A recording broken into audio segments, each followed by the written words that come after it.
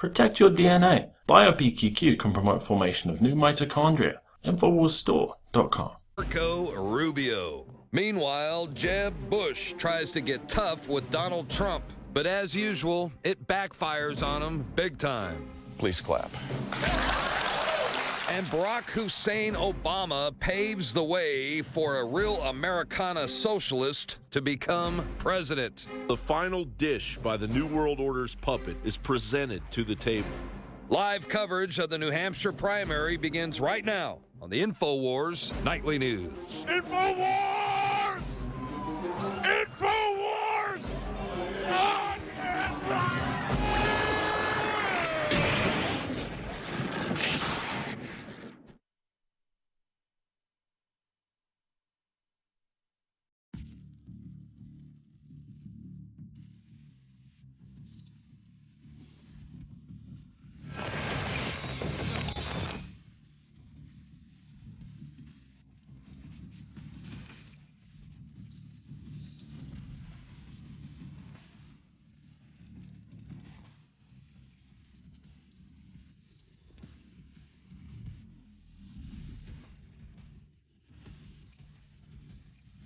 Clean, pure drinking water. You can't survive without it. But where do you get it? Alexa Pure Pro is a brand new, groundbreaking, gravity-fed water filtration system that is like no other. The Alexa Pure Pro transforms water from virtually any fresh source into clean, healthy drinking water, pairing the unprecedented superfiltration power of an all-new gravity block core with a hybrid chromatic shell. It removes up to 99.999% of impurities, including bacteria, viruses, fluoride, disinfectants, volatile organic contaminants, and hormones.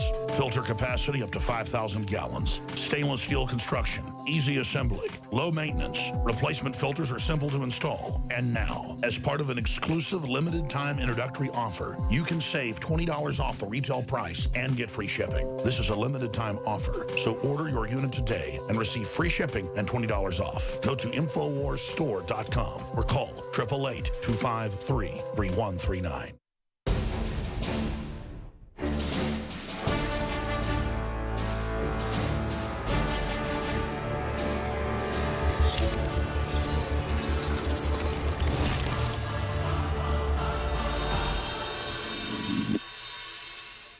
Welcome back. Well, it is decision day in New Hampshire. The voters there are going to be making their choice for the president in the nation's first primary there. And, you know, opinion polls are expecting some big wins for Trump and Sanders as well. And, of course, we'll have to just wait and see if there will be another surprise like we saw in Iowa. Now, myself and the rest of the crew, we are here live, and we've got Darren McBreen as well as Kit Daniels back in the Twitter station. They're going to be taking any questions that you might have. Of course, direct those to at Real Alex Jones. We've also got Jakari Jackson there as well, and David Knight. So what's it looking like so far? Any numbers coming in? Yes, we're also going to have Richard Reeves is going to be joining us in New Hampshire at the Trump wrap party as soon as they can get in. The Secret Service has been sweeping the area, so that's been delayed. We thought that we would be broadcasting that live at 6, but it's going to be coming as soon as they can get in there. Now, we're all starting to get some results in. They closed the polls about an hour ago. It looks like the results are a little bit different than what we saw from Fox News earlier today when they went out and published their projected winnings. They had Rubio in first place. He is now in, let's see, he's in fourth place right now, according to the CNN results. We have Trump in first place at 33%. Kasich, a surprise, at 17%. We have Bush in third place at 12, Rubio at 10, Cruz at 10, then Christie at 8, Fiorina at 5, and Carson at 2. The interesting thing about this on the Republican side, at least, is that anybody who gets less than 10%, their vote totals are going to roll over to the first place winner. So in the case of that we're looking at right here, if it were to continue this way, we've got 15% right now. The combined totals of Christie, Fiorina, and Carson, who are below the 10% threshold, that would go to Trump. So his actual vote totals would not be 33%, but would actually be 48% in terms of delegate allegation. Wow, we'll talk about a total burn for Jeb Bush or someone else if they're Yeah. Yeah. Their percentages roll over to Trump or someone. Now, I know a lot of people are wondering if Rubio's debate debacle is going to send him tanking. And well, actually, it has. I mean, yeah. They expected him to. He was hoping to come in second place. His game plan was to come in third in Iowa, to come in second place in New Hampshire, and then first place in South Carolina to try to keep that momentum going. And of course, he really didn't have any momentum. We had Fox News pulling for him very, very hard and very, very transparently, essentially turning his third place finish into a gold medal. But that debate issue that he had where Christie pointed out how robotically he was repeating everything, and then he continued to do it. He had another meltdown just today when he was speaking. And in another speech, it wasn't the same phrase, but it was another phrase that he continued to repeat right after itself. So what it's looking like is that he's a very controlled, very scripted candidate. That's not the way you want to be in 2016. People are looking for authenticity, and they're not finding it from Rubio. So now he is down in fourth place right now. But, of course, it's still very early. There's only 4% estimate in terms of results in. So things will change quite a lot. But it looks like it really hurt him. But it did not help Christie. Even though Christie took him down, Christie is still very low. And here's the other part of this. Besides the fact that they have to get over 10% or they lose all their votes, they go rolling over to the first place person. You have Christie and Fiorina as well as Kasich need to perform well in the New Hampshire primary, or they're going to be out of the next debate. Right. They have metrics that are coming for the next debate, which is being held by CBS. They have various things like how they have to place nationally or in the South Carolina polls, so forth and so on. And the people who are basically on the chopping block in terms of getting in here are Fiorina and Christie and Kasich. Now, Kasich right now is in second place, even though he's 16 points behind Trump. That would get him on the debate stage. But if things don't improve for Christie or Fiorina, they are out. Now, Carson, even though he is down at 2% in Iowa, he would still be in the next debate. He has not campaigned very much in New Hampshire. And actually, he's not even going to be at his wrap party. I guess he's going to be flying out. I guess he said, it's my party, and I can fly if I want to. Well, it's interesting because we did have a few trickles. Voters were able to trickle out last night. They opened the polls in some of the areas there in New Hampshire at midnight. So we know John Kasich actually beat Trump 3-2 there among Republicans. With those tallies coming in, Sanders claimed all 4 votes among Democrats for those early. A sign of early support for Kasich, although those early small towns, they're very, very small. Very small. Like Dixville Notch, they had like, I think 9 people. Let's say it was 5. Yeah, 9 people total that they had there. And he called them all personally on the phone to get their vote.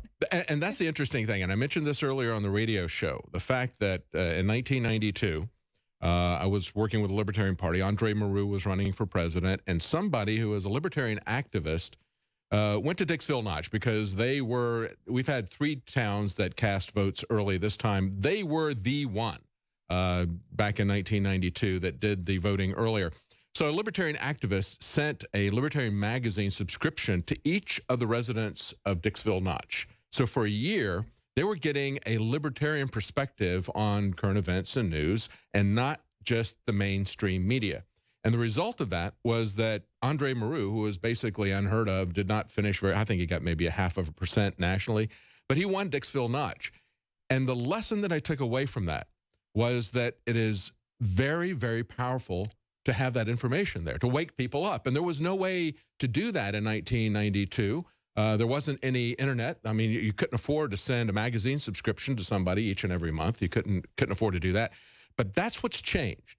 It's the real authentic media versus the eyewash media that we have had in the past. The fact that we have the internet, we have the Drudge Report, we have Infowars, and people can get this information. And that is what is behind the rise of Trump, even of Carson, of Sanders, is the fact that they can get something that is outside of the establishment, because the establishment is thoroughly in the tank for Hillary Clinton, for example. If you look at the delegate counts, that's the other thing that's interesting. If you look at CNN's delegate counts, they've got like 8 votes for, yeah, we got some Fox results here. Let's take a look at those. Okay, they're calling it for Sanders and Trump right there with Fox. Of course, that was expected. They were expecting some big wins for them. So yeah, but let's talk about the delegate allocation that's going on here. Based on Iowa, okay, you had Cruz got 8 delegates, Trump and Rubio each got 7. And then you go over the Democrat side, and Sanders got 30 some odd. Hillary Clinton, 422 delegates. Now, how did Hillary Clinton get 422 delegates? I mean, you know, it was a 50-50, and the only votes that they've had so far, which is in the Iowa caucus. And of course, that is one of the ways that the establishment rigs this with the super delegates. Going all the way back to mid-November, Hillary Clinton already had tied up 15% of the votes that she needed to win the nomination using super delegates. And what are super delegates? Well, they're not delegates that go into a phone booth and change into their costume. You know, these are people who are elected officials who have who are part of the Democrat National Committee.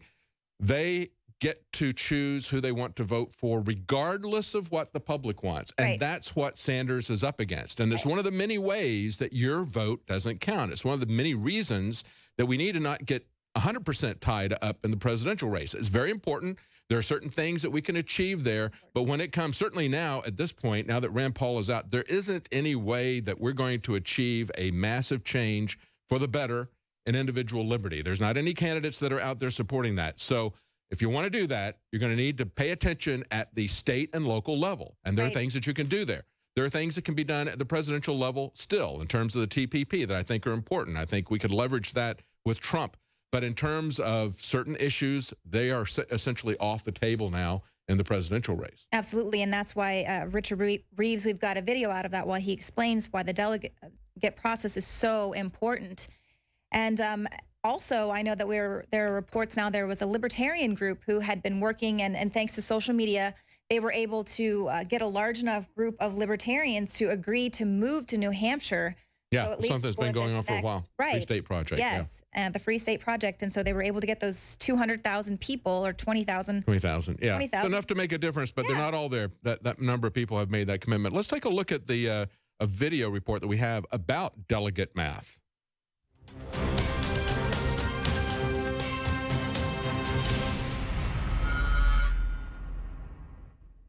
Richard Reeves with Infowars.com.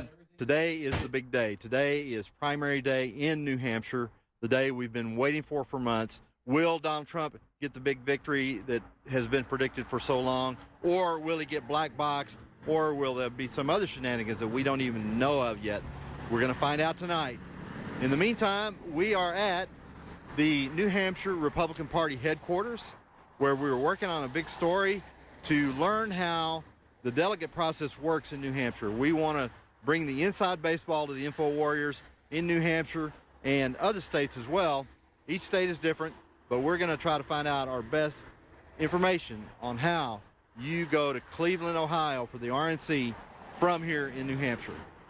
For now, we are at the State House of New Hampshire, the capital of New Hampshire, and we have with us Deputy Secretary of State, Mr. Dave Scanlon. Thank you, Mr. Scanlon, for inviting us here, and tell us a little bit about this room that we're in. Sure. It's great to be here. This is Representatives Hall in New Hampshire. It is the third largest parliamentary body in the English-speaking world behind the British Parliament and the United States Congress. There are 400 members that sit here. Each represents roughly 3,300 constituents. And if California had a similar representation, they would have around 13,000 legislators in their assembly. Wow, that would be a huge event for them to even try to meet together, not to mention, I guess, the air conditioning bill, but maybe they wouldn't worry about that, I guess. But one of the reasons we came to visit with you today was to find out about how the delegate process works. What we've learned doing our reports around the country is that each state has a different methodology of how they select delegates that end up going to Cleveland at the RNC or to Philadelphia for the Democrats in Philadelphia, Pennsylvania, obviously. So tell us what you know about the Democratic side and tell us what you know about the Republican side. Right. Well, both parties have a different process for choosing their delegates. On the Democrat side, it is in-house, basically. I'm not sure how many delegates they assign New Hampshire, but their process is internal. Some are selected from the population of New Hampshire. Other delegates are automatic. They might be the party chair, their committee persons, and others that are high up in the party establishment that have an automatic ticket to their national convention. On the Republican side, the National Republican Committee has given or assigned 23 delegates to the state of New Hampshire. Those are awarded on a proportional basis. A candidate must receive at least 10% of the vote to be able to garner delegates. The number that are assigned to them depends on what their percentage of the vote is above the 10%. Any delegates that would otherwise be assigned to the candidates that received less than 10% of the vote are given, or they're awarded to the winner of the New Hampshire primary. So say a hypothetical result was, let's say candidate A, 30% of the vote, candidate B, 20%, and then let's say you got CDE with 5%. So how would that shake out roughly? So the two candidates receiving 30% and 20% would be the only two candidates to receive delegates. They would be awarded on the proportional basis of the percentage of the vote that they got. And then, for example, if it was 20% of 23 is going to be 4+ delegates. And then the delegates that are left over in the 3 delegates that receive less than 10% would be assigned to the winner of the New Hampshire primary. Okay, that's very interesting to find out how that works out. So what are you kind of expecting to see as far as turnout for this election, this primary day today? Well, we're seeing now in the polling places a strong, steady turnout. We're optimistic that the turnout is going to be very high, if not a record, by the end of the day. So there we have it, folks. The New Hampshire delegate math explained. The goal of the debate was to make unviable candidates viable up over 10% of the vote so they could get their delegates and keep them. All the candidates that finish below the 10% threshold will have to give up their delegates to the winner, which should be Donald Trump, providing the polls are correct and that Donald Trump does not get black boxed. So watch for that. We'll keep an eye on that. We'll be reporting more on that. As a reminder, in Iowa, basically you had Cruz, Trump, and Rubio come out with basically a third, and a third of the delegates. And as we've explained before, we're looking for Donald Trump to start achieving 60% of the delegates to go to Cleveland. So we will be making new reports in the future about all of this delegate math in all the states.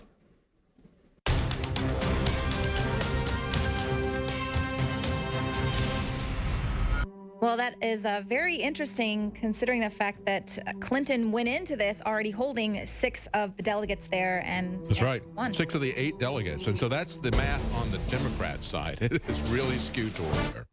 Absolutely. Well, stick around. We will be right back after this.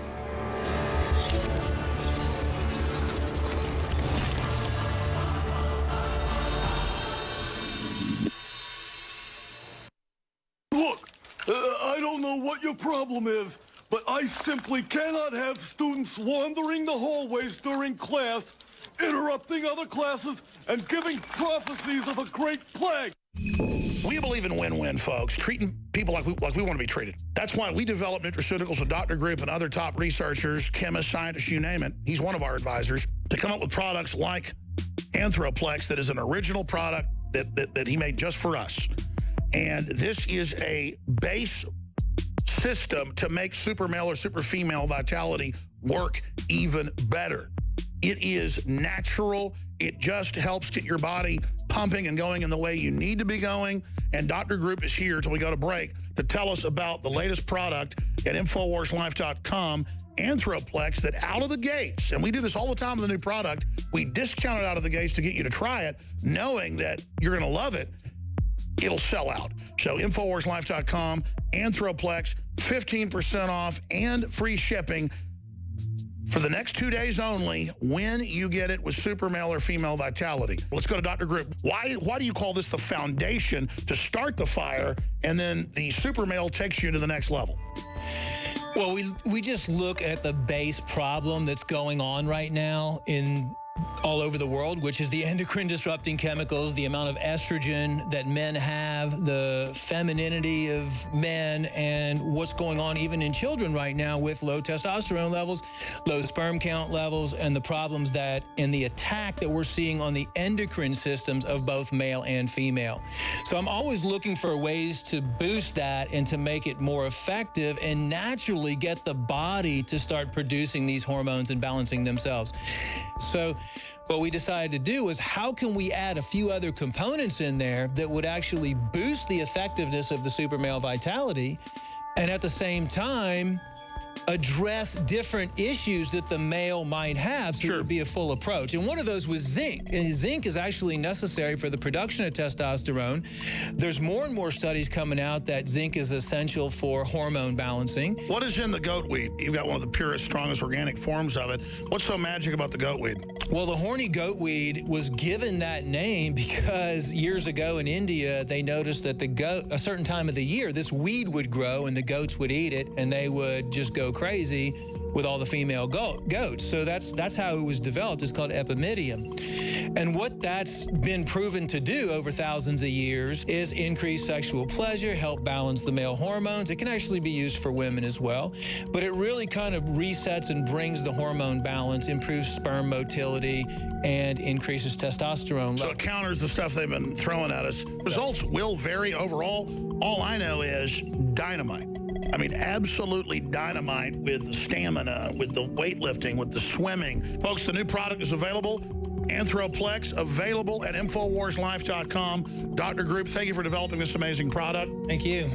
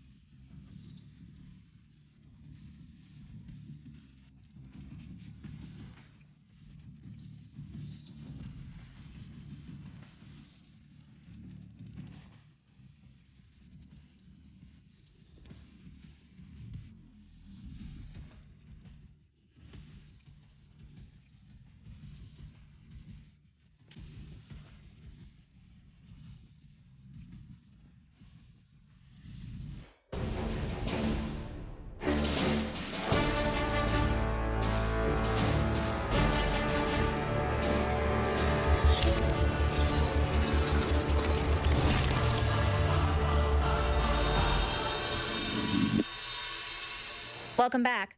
Well, right before the break, we were talking about the final votes there coming out of New Hampshire. Of course, a big win for Trump as well as Sanders, which was very interesting because Hillary Clinton going in had 6 of the delegates. Yeah, 6 of the delegates. But going in, and when you look at the CNN report, it truly is amazing because it really does show how the system is rigged by the establishment for the establishment candidates. Right. You see 422 delegates for Hillary Clinton, 30 some odd for Sanders. That's the way this thing has been rigged. Back in the middle of November, Clinton had 62% of the superdelegates. Sanders had 1% of the superdelegates. And the uncommitted were 37%. Now, those are the people, again, who are elected officials like congressmen and senators and the people who are DNC officials, each state. So these people get to vote however they wish. They're not bound by any kind of popular vote. And that is the way that this system is. That's why she thinks she's going to win and why it's a very good chance that she will win, regardless of the popular support for Sanders. And right now, we're seeing that it's 56% for Sanders and 42% for Clinton. But I think it's interesting when you look at the exit polls are asking people, you know, are you an independent, Democrat, Republican? Because there's a huge number of independents in New Hampshire. You can walk up to the polling place and you can say, I want a Democrat ballot or I want a Republican ballot. Are they going to go in and vote for the candidate that they want? Are they going to play games and say, well, you know, I want to make sure that this other guy and the other party gets the nomination because I think we can beat him, you know, so they can play that kind of a game. You never know exactly what they're going to do. But let's take a look at some of the early indicators from this. Of course, we've got ABC News reporting that half of the people coming out of the GOP primary were saying 57% in the group backed Trump, who wanted a political outsider. So half of them wanted a political outsider. They saw Trump as the person who was a political outsider, not Ted Cruz. They only 12% of the people who said they want an outsider went for Ted Cruz. 4 in 10 were angry with the Obama administration. Trump won 39% of those votes. Next closest was Cruz at 17%. Two-thirds said they would support Trump's proposal to temporarily ban Muslims from entering the country. He won 42% of their votes. It looks like it may be a big night for Donald Trump in New Hampshire. It's very interesting how this is going to break out again because of the independents coming in there. They said 46%, according to CNN, 46% of the voters that they talked to with the GOP said they made up their minds in the last 3 days. 65% said the debates were very important, 10% saying they were the most important factor. That's why you're seeing Rubio falling down into a distant 4th place, because the debates absolutely came apart in the debates in a classic moment that will be entertaining for years to anybody who likes politics. Yeah. And something to just prove and to point out that they are robotic. They've got their canned answers. Yeah. They're puppets. Yeah. And it's also surprising how with the media, with social media, and being able to play that back, people being able to voice their opinions on Twitter in live time, things like that. You're seeing sort of the veil. Mainstream people are really seeing this veil being pulled back, not just those of us who have already kind of had it pulled back a little bit. Yeah, of course, it's being able to transcend and get around the eyewash media, but also the traditional way that people communicate with voters through television ads. That is just not on the table this time. Donald Trump is able to go directly to people with Twitter, can completely go around the gatekeepers that get paid so much money. Jeb Bush has blown through over $100 million worth of super PAC money on TV ads, and it has absolutely done nothing for him. Nothing for him. And Donald Trump has spent hardly anything. Now, on the Democrat side, some of the interesting exit polling that was coming out of CNN, listen to this. 32% of Democrats coming out said they wanted a candidate who was honest and trustworthy. Doesn't look too good for Hillary. 27% said they're looking for a candidate who cares about people. Looking bad for her there again, too. 27% wanted a candidate with the right experience, and 13% put electability first. So maybe she can pick up some of those candidates if they think that experience is the right thing and electability. But certainly the people want an honest, trustworthy candidate who cares about people, and that was 59% of the people coming out said that was their first priority. That doesn't look too good. And interestingly enough, that pretty much follows what we're seeing here in the early results for Sanders. You know, 59% say they want somebody who's honest, trustworthy, and cares about people. That's the way they perceive Sanders, whether or not you perceive him that way or not. They certainly are not going to be seeing that in Hillary Clinton. So that 59% of the people are pretty much breaking for Bernie Sanders right now. Right, and we'll talk a little bit more about that later, why millennials love Bernie Sanders so much. But I thought it was really interesting that Hillary Clinton, this entire time, she's been really selling her experience. That's been, aside from being a woman, her experience was her big selling point. And then to sort of retaliate against what some younger people say is, you know, she's been in politics forever. She's always been in our face. We're tired of her. We want someone new. And she actually came out and saying, well, Sanders has been in politics longer than I have. So I think that's sort of funny that they would say that. Basically, so now she can't even use her experience as the big selling point. You know, her big selling point, quite honestly, is the fact that she's a woman. That's really what she's coming off of. And the big problem that that's not working out too well for her either, and it's not going to work out too well if Donald Trump gets the nomination. Roger Stone has got that rape pack that they're putting together where they're going to have the former victims, it's going to be a victims club of Bill Clinton. And they've got a lot of people who can join that club, and they're going to be very vocal about what happened. People like Kathleen Willey, who said that Hillary Clinton is the war on women. I think she's more upset with the way she was treated by Hillary Clinton, even in the aftermath, the damage that was done. That's what we hear over and over again from the women that Bill Clinton abused. They're more concerned and upset about what Hillary did to them afterwards, piling on to them. Even as much, if not more so, than the initial attack in many cases. Yeah, absolutely. So. And it's interesting to see just how many decades of dust has been left. I mean, when they say where there's smoke, there's fire, right? Well, these people have been smoldering for decades. There's a trail constantly of chatters of this, noise of that, rumors of this, and they've always been able to sort of bat it away. And even now she's facing possible indictment, and she Well, at least up until now, she was a Democratic frontrunner. They batted away. Nothing seems to stick to them. Of course, you know, we've seen this throughout the initial Clinton administration, all the different skullduggery and corruption charges, even murder charges. They were able to skirt everything. And when people talk about the impeachment, let's understand the impeachment was not about Bill Clinton having a consensual affair with Monica Lewinsky. It was about the lies that he told under oath, committing perjury. As a lawyer and as a president, he knows what perjury is. And that was what he was impeached for. He was not impeached for his peccadillos. But these other women who were there, some of it was consensual sex and a lot of it was not. And those are the people who are speaking out, the sexual victims of it. But of course, you've got Hillary Clinton's gang of old women who are always there to support her. People like Madeleine Albright, who's now in her 80s. And she comes out and says there's a special place in hell for women who don't help each other. In other words, you need to get behind Hillary Clinton. Now, this is Madeleine Albright telling, you know, there's a special place in hell for you. Yeah. This is a woman who said in an interview that, you know, 500,000 people, she was asked, 500,000 children have died from these sanctions that you put against Iraq. Was it worth it? So, yeah, it was worth it. I think it was worth it. And she's talking about people going to hell because they don't support a fellow woman simply because she's a woman. And then we got Gloria Steinem saying, well, you know, people are following Bernie Sanders because they want to. Where are the boys? Well, the boys are with Bernie, says Ms. Steinem. So, in other words, a real feminist would not be a heterosexual. Right. Okay, so that's essentially what she's saying. Young women don't have brains of their own if they're voting for Bernie. They're only there because of boys. So basically, we have these older women being pitted against the younger women. Basically, they mean nothing. They're not involved in politics. You girls are just silly. And of course, she calls Hillary Clinton, lovingly refers to these ladies as the sisterhood of the traveling pantsuits. So yeah, well, I don't think the young girls are wearing pantsuits. No, definitely not. Well, when we come back, we're going to be speaking with Richard Reeves. He is there on the ground in New Hampshire. I guess we'll have some good footage there out of the Trump event. So stay tuned. We're going to have more special reports as well. Jakari Jackson and Darren McBreen at the Twitter booth. Stay with us for another hour and a half of the New Hampshire primaries wrap up.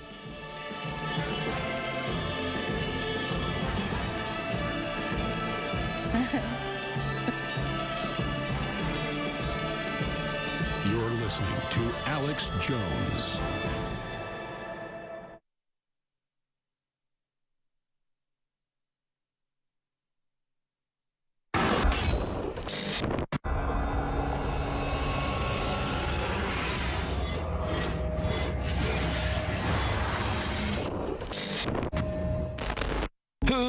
This is Bernie Sanders, and I'm quite upset. If you guys saw the Iowa caucus the other night, you would know that I worked extremely hard for these votes. And the people that were working in the Iowa caucus took what I worked hard for and gave it to someone else. A lying, cheating, horrible human being by the name of Hillary Clinton. And I don't understand how anybody could like something like this. That you work hard for something your whole life and you earn something and then you're expected to give it to someone else who's not as deserving and is too lazy or more of a piece of crap than you are. What kind of person would even think about something like that?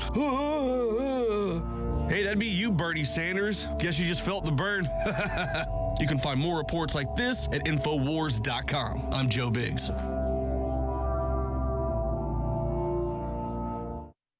The knowledge of the ancients, tried and true, trusted herbs and extracts fused with the latest nutraceutical science. Introducing the all-new Ancient Defense Herbal Immunity Blend, crafted with over 14 key ancient herbs and extracts to supercharge and prepare your body for what experts admit is the most dangerous season of the year. We have rejected hundreds of other formulations in our quest to bring you what is simply the most powerful and comprehensive proprietary formula that we have ever created in the realm of herbal immunity. For the last 2 years, our team has been working with top doctors, nutritionists, and chemists to develop the ultimate nutraceutical formulation. Experience the benefits of combining over 14 ancient herbs and extracts with exciting new advances in nutraceutical science. Now is the time to secure Ancient Defense for you and your family. Visit ancientdefense.com or call 888-253-3139. That's ancientdefense.com.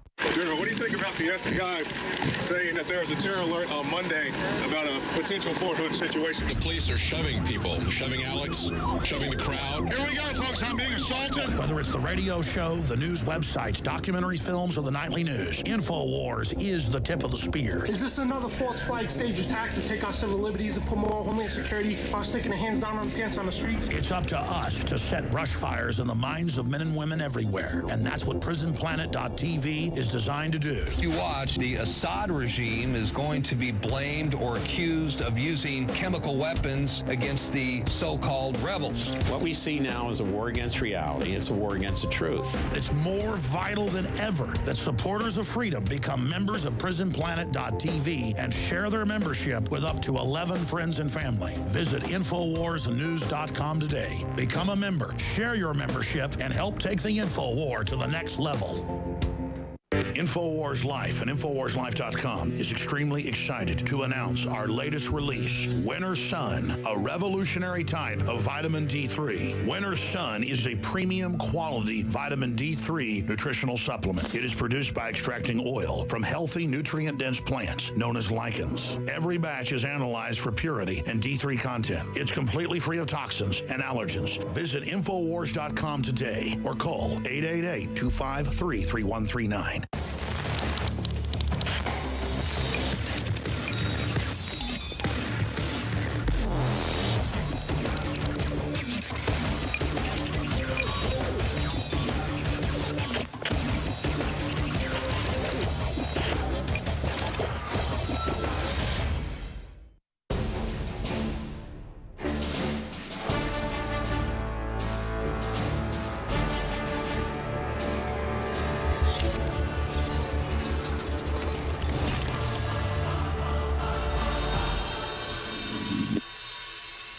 Welcome back to the InfoWars Nightly News. We are here watching the votes come in there in New Hampshire. Voters are deciding who they'd like to see as the president. Now, David, as we're looking at these scores coming in, it just says it's at 12% now, but they've already called it. So how can that be? Well, when they look at the vote totals that are coming in, and they've got some partial results from other places, they do exit polling. And now that the polls are closed, they can take a look at their exit polls and see how things are breaking for a particular candidate. When you got that much of a lead, he's got an 18-point lead right now over the second place person, and he had been projected to have something like that. So it's not really a surprise. It's not really a reach to say that Donald Trump is going to win this. He's at 34%. Number two is Kasich. And that's something of a surprise because there's been this race between Kasich, Bush, and Rubio, and also Christie. Christie and Kasich have spent the most time in New Hampshire. They felt they could pull it out there. It's not worked out very well for Chris Christie, but it has worked out very well for John Kasich in terms of pulling in a second-place finish there. He's been polling very, very low. So I don't know that he's going to do that well outside of New Hampshire. I think this is an anomaly, just like I think Cruz doing really well in Iowa. That was something of an anomaly there because he was able to tie into the evangelical kingmakers that way they have in Iowa. And they have skewed the results in the last several elections in Iowa so that on the GOP side, Iowa is not really a very good predictor. Right, and it's interesting we're seeing Bush rising up from the ashes. Yeah, he's in third place, and he's going to make a big deal of that, but he's only got 12%, and he spent a lot of money. This guy has spent over $100 million, and the best he can show for it is 12% in New Hampshire, a third-place finish. I would say loser. Hey, well, somebody else already said it for me. When Marco Rubio was in third place after Iowa, now he was the big winner. So it'll be interesting to see if that's the same angle the media takes with Bush there being the big winner. Well, let's go ahead and see if we can connect with Richard Reeves. He's there in New Hampshire. Richard. Hi, Leanne. Hi, David. Thank y'all very much. Yes, the room is pretty electric with excitement here. The folks are really pumped up because it looks like the polls are going to be correct regarding Trump winning tonight, 34%. And Leanne, as you stated, it is a very small minority of precincts that have reported 12% on the Republican side, 15% on the Democrat side. The thing to watch for here is with Chris Christie currently sitting at the 8% level as I'm looking at the CNN screen. What it is that it appears that what they want to do is have as many candidates as possible finish with over 10%. of the votership, because anybody that gets 10% or more gets delegates out of New Hampshire. So, as we've already stated in previous interviews, for Trump to really seriously go into the RNC in July in Cleveland, Ohio, he needs to be sitting on probably 60% of the delegates. 60, not 50, 60, because of the super delegate situation. You know, the RNC, lockstep, they're going to go establishment. Those are the super delegates, and other establishment GOP members are super delegates. So Trump really needs 60%. Right now, in these proportional states, they're going to try to keep him down at 30 or 40% of the delegates, which those are not enough to go into Cleveland with and be assured of victory. So, like I say, watch for Chris Christie. It's going to be key to watch with all these precincts still out there. Will not be surprised to see his numbers creep up to 10%. So that'll give them another candidate to split the delegates with. And let's see, we got. Well, the interesting thing, Richard, is that if it holds the way that it's been tonight, if he doesn't creep up into the 10% level, the other way to look at this is that with Christie at 8, Fiorina at 4, Carson at 2, that's 14% that would go to Trump. So instead of getting 34%, he would actually be at 48%, essentially, in terms of delegates. Right. He'll get those delegates that go to those folks, or that would go to the folks that are below 10%, yes. But I like to say, I think Christie, they'll do a little black box magic, get him to the 10% level. But I do think this is super bad news for Fiorina and Carson, two of the outside candidates. This is probably going to end their bid. It's probably going to be the end of the road, most certainly for Fiorina. And with Carson, probably about an 80% chance that this is going to be the end of the road. So we're going to be narrowed down to Trump, Kasich, Bush, Cruz, Rubio, and I'm sure Christie will continue. So that's going to be the one to watch, Chris Christie. But nonetheless, to see Trump pull this victory off, you know, it would just be lovely to see him go into South Carolina, get a 50% or more of the popular vote, and start getting that 50, 60% threshold of the delegates. Now, what we've got from between now until the middle of March is we've got proportional states, proportional delegations being given out according to the popular vote. So one thing to be looking at when the black boxes could really come out on the voting will be in the middle of March, when we have winner-take-all states like Florida. Florida's a big winner-take-all. I think that's the first biggest winner-take-all state. So if they're going to black box, that'll be a big one. I think the powers that be are pretty satisfied right now with playing this proportional delegate game. Well, you know, one of the things, Richard, you're talking about being the end of the road for some of these lower candidates. Carson didn't really campaign in New Hampshire. He has already met the qualifications to be in the next debate for CBS, but the ones who really had to perform this time or to get into the debate were Kasich, Christie, and Fiorina. They needed to get a top 5 finish. Now, you got Christie is in 6th place. Fiorina is below him. So they would be the two that would not make the debate the next time. So they would that would be one key thing there. Chris Todd has predicted that he doesn't think anybody's going to get out after New Hampshire. I don't really know about Fiorina. I mean, by all rights, I don't really know how she keeps going, but she doesn't seem to have any shame. So I think she can just keep going indefinitely. But well, it's just too bad. It's too bad that she didn't pick up some of the rhetoric that she's doing right now and talking the way she's talking. If she would have talked like that earlier in the campaign, she might have had a chance. But she certainly has fallen in the polls. And as far as I can tell, she did do a lot of groundwork in Iowa, but not so much here in New Hampshire.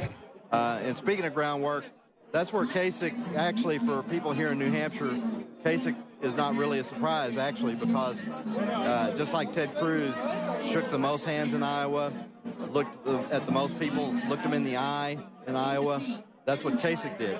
He shook the most hands in New Hampshire. He shook their hands and looked in the eye. He and Christie spent the most time there of all the candidates. Right. Yeah, I believe Christie was there for 72 days. Right. Well, and you got to remember, Chris Christie, I think he was down at 1 or 2% in Iowa. So despite the fact that he did some work in Iowa, and when he came to New Hampshire, he did all that work. But, you know, the people just aren't really liking him. We found some people that liked him, but it was still, we went to one of his events yesterday, and it was a manufactured crowd. It was at a big internet cloud business. that mostly to fill up and make a crowd were employees of that business. Yeah. Well, yeah, how important are the results here at New Hampshire? Well, again, for Chris Christie, he's not going, if he stays where he is in sixth place, he's not going to be in the next debate. And, of course, he was the one who took down the establishment darling Rubio in the last one. So he hasn't performed very well. He spent a lot of time, a lot of energy in New Hampshire hoping he would perform there. So it looks like really bad news for him. Maybe he will drop out, but we'll have to wait and see, because coming up, I don't expect him to do well in South Carolina or Nevada. And it's going to be pretty hard for him to have the financial resources that he needs to compete on March 1st, Super Tuesday. So. Well, I think potentially he's, one of the establishment darlings, so he may have the money to go on. Maybe they change the rules for the debate to squeeze him on, literally squeeze him on the stage. But we'll see. We'll see. I don't think we've seen the last of Chris Christie, and if he does potentially get out, it won't be a dropping out of the campaign. It'll be another suspension. That's another key word that these guys use when they drop out, supposedly, is they suspend their campaigns. Yeah. It's like Rick Perry. He's only suspended his campaign. He has not quit. So you've got just about every candidate. That's like, I believe even Rand Paul used that language of, I'm suspending my campaign. Right. Well, they're certainly keeping things pretty exciting all the way to the very end. Well, stick with us, Richard. We're going to be taking a quick break, and then we'll come right back with more commentary from you, Jakari Jackson, and Darren McGreen. We will be right back after a short break.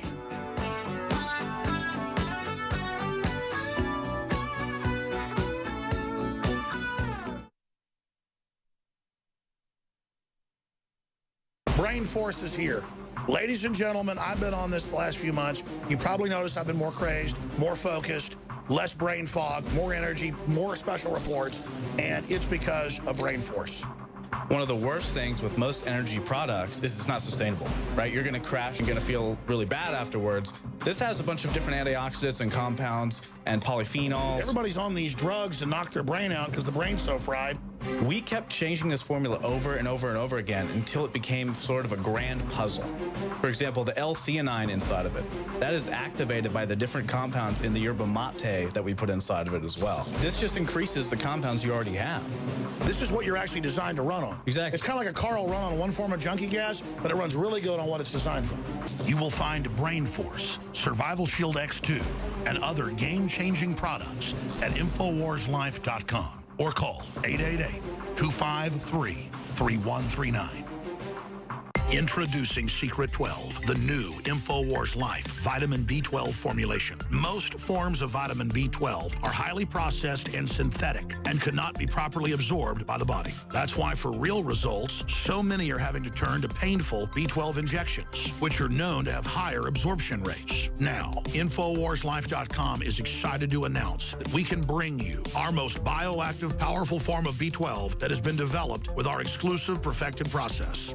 Secret 12 is a binary of nutramedical grade, bioavailable coenzyme forms of B12, methylcobalamin, the same kind used in B12 injections, and adenosylcobalamin. Secret 12 is simply taken by mouth, right on the tongue, and then swallowed. No needles, no injections. Don't take my word for it. Try it for yourself. Discover the secret. Secret 12. Secure your revolutionary Secret 12 formula right now at InfoWarsLife.com or call 888-253-3139.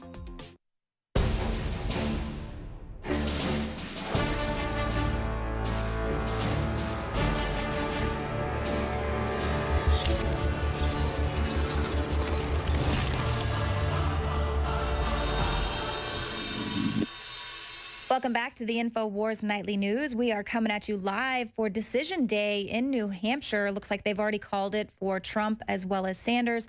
And of course, as Richard Reeves just mentioned right before the break, they're keeping things very interesting. Many people just say they're going to suspend their campaign here after this. You know, with this loss in New Hampshire, we might see some more out of others as well. Well, we don't know. We haven't heard anybody say they're going to suspend it. We're just kind of speculating as to what's going to happen because Christie and Fiorina, if they stay in the positions that they are, they needed a fifth place finish. They're in sixth and seventh place right now. So they would not be making the CBS debate, the next GOP debate, because they don't meet any of the criteria. Their only hope of getting in there is a fifth place finish or better. they're not doing that. As a matter of fact, Christie and of course, these are coming in very slowly. We're still at only 14% of the return. So we see these numbers adjusting a little bit, 34% for Trump, 16 for Kasich. That's been kind of consistent. Now we see Cruz in third place, Bush dropping to fourth place just slightly. There's only one vote difference between them right now.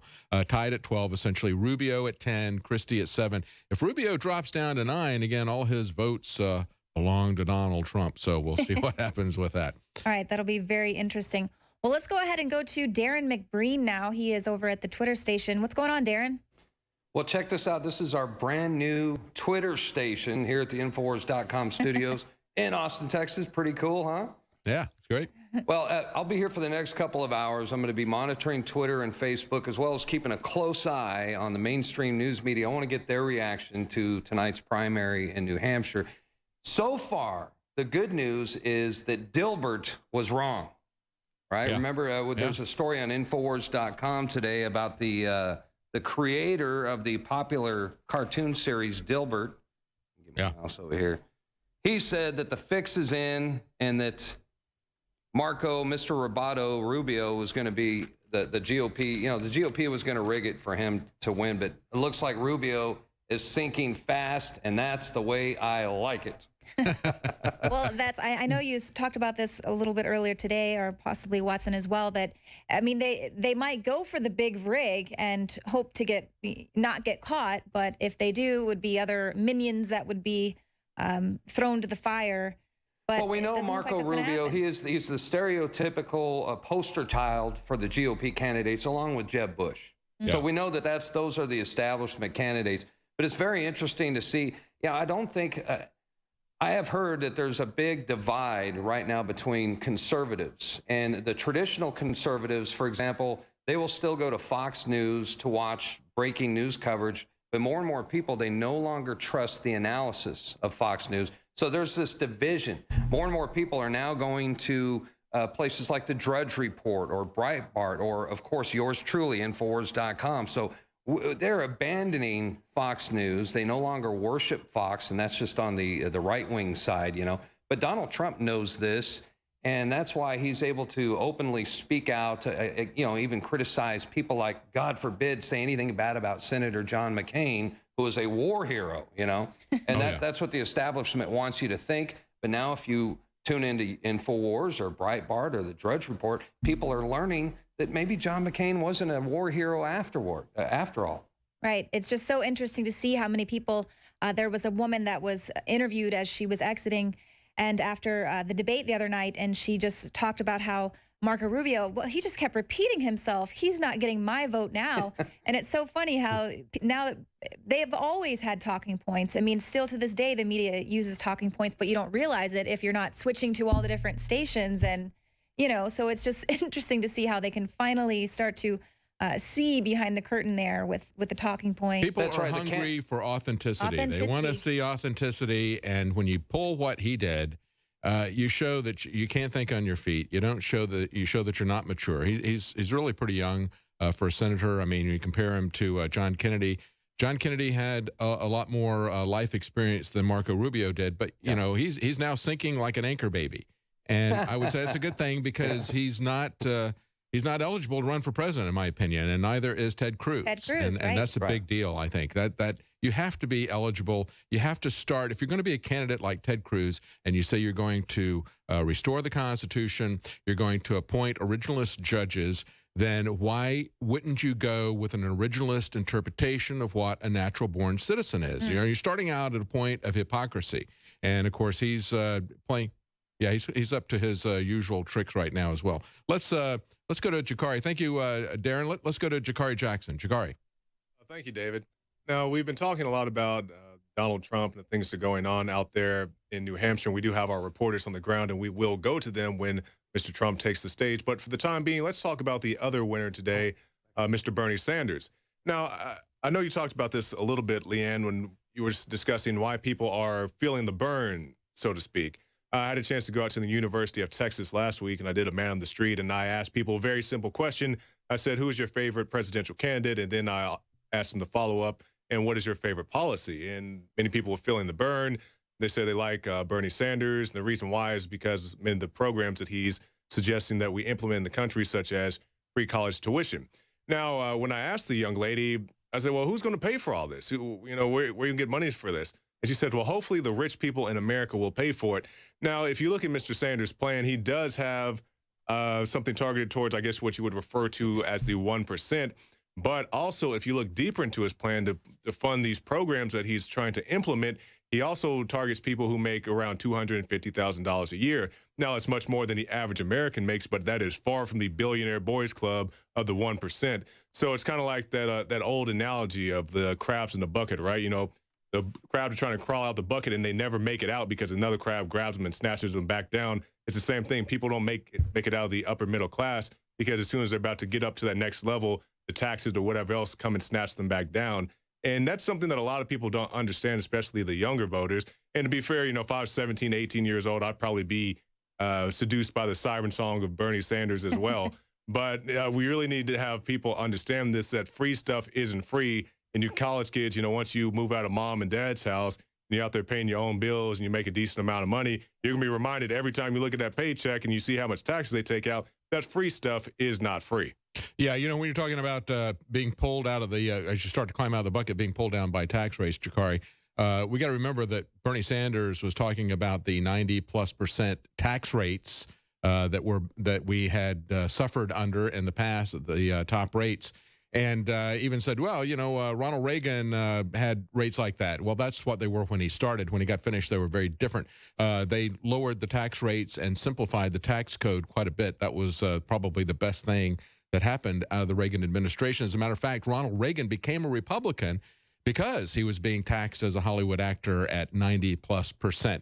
That is socialism, and people need to understand that Bernie Sanders, 30, 35 years ago, he was going to Nicaragua. He was sucking up to the Sandinistas down there. He thought Daniel Ortega was great.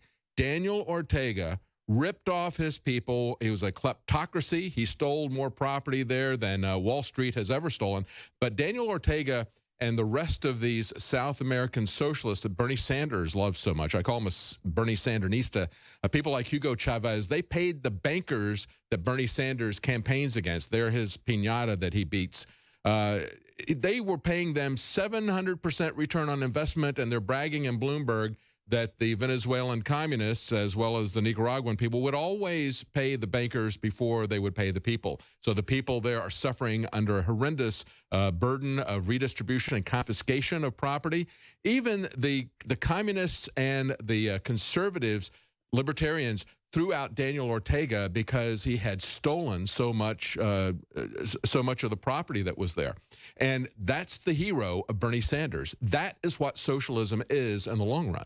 Yes, I saw a report. I can't recall the anchor's name on Fox News, where he's talking to Ben from Ben and Jerry, the ice cream empire, and he was telling him, you know, Ben Jerry guy, he's like, oh, it's so great, I love Bernie Sanders. He was feeling the burn, and the pundit, he starts naming off all these other countries that have socialism, and they're not doing so hot. So, you know, why can't people understand this? They want to bring it here, even though we have clear examples that it's not a one-size-fits-all policy that works all around the world.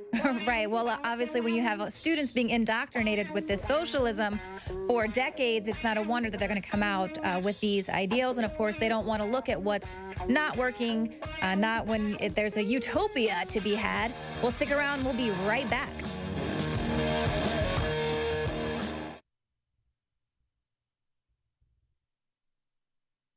Clean, pure drinking water. You can't survive without it. But where do you get it? Alexa Pure Pro is a brand new, groundbreaking, gravity-fed water filtration system that is like no other. The Alexa Pure Pro transforms water from virtually any fresh source into clean, healthy drinking water, pairing the unprecedented superfiltration power of an all-new gravity block core with a hybrid chromatic shell. It removes up to 99.999% of impurities, including bacteria, viruses, fluoride, disinfectants, volatile organic contaminants, and hormones. Filter capacity up to 5,000 gallons. Stainless steel construction. Easy assembly. Low maintenance. Replacement filters are simple to install. And now, as part of an exclusive limited time introductory offer, you can save $20 off the retail price and get free shipping. This is a limited time offer, so order your unit today and receive free shipping and $20 off. Go to InfoWarsStore.com or call 888-253-3139. Fool me once, shame on you. Fool me twice, shame on me. Vote for Jeb, or you're just fucking stupid. Fool me, we can't get fooled again.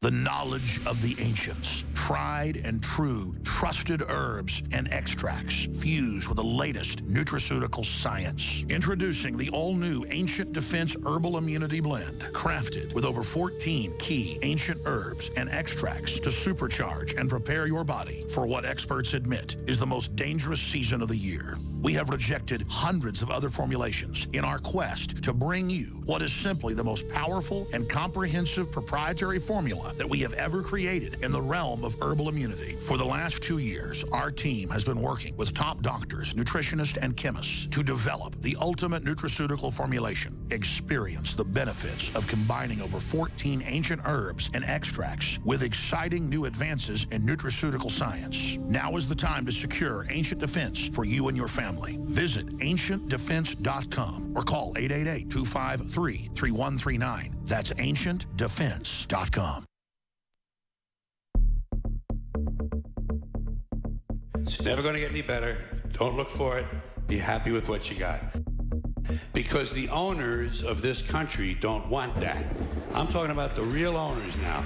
The real owners, the big wealthy business interests that control things and make all the important decisions.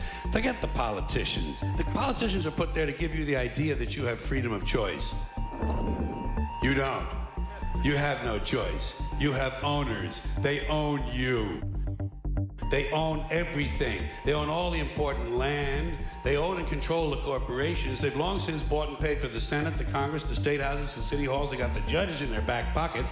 And they own all the big media companies, so they control just about all of the news and information you get to hear. They got you by the balls. They want obedient workers.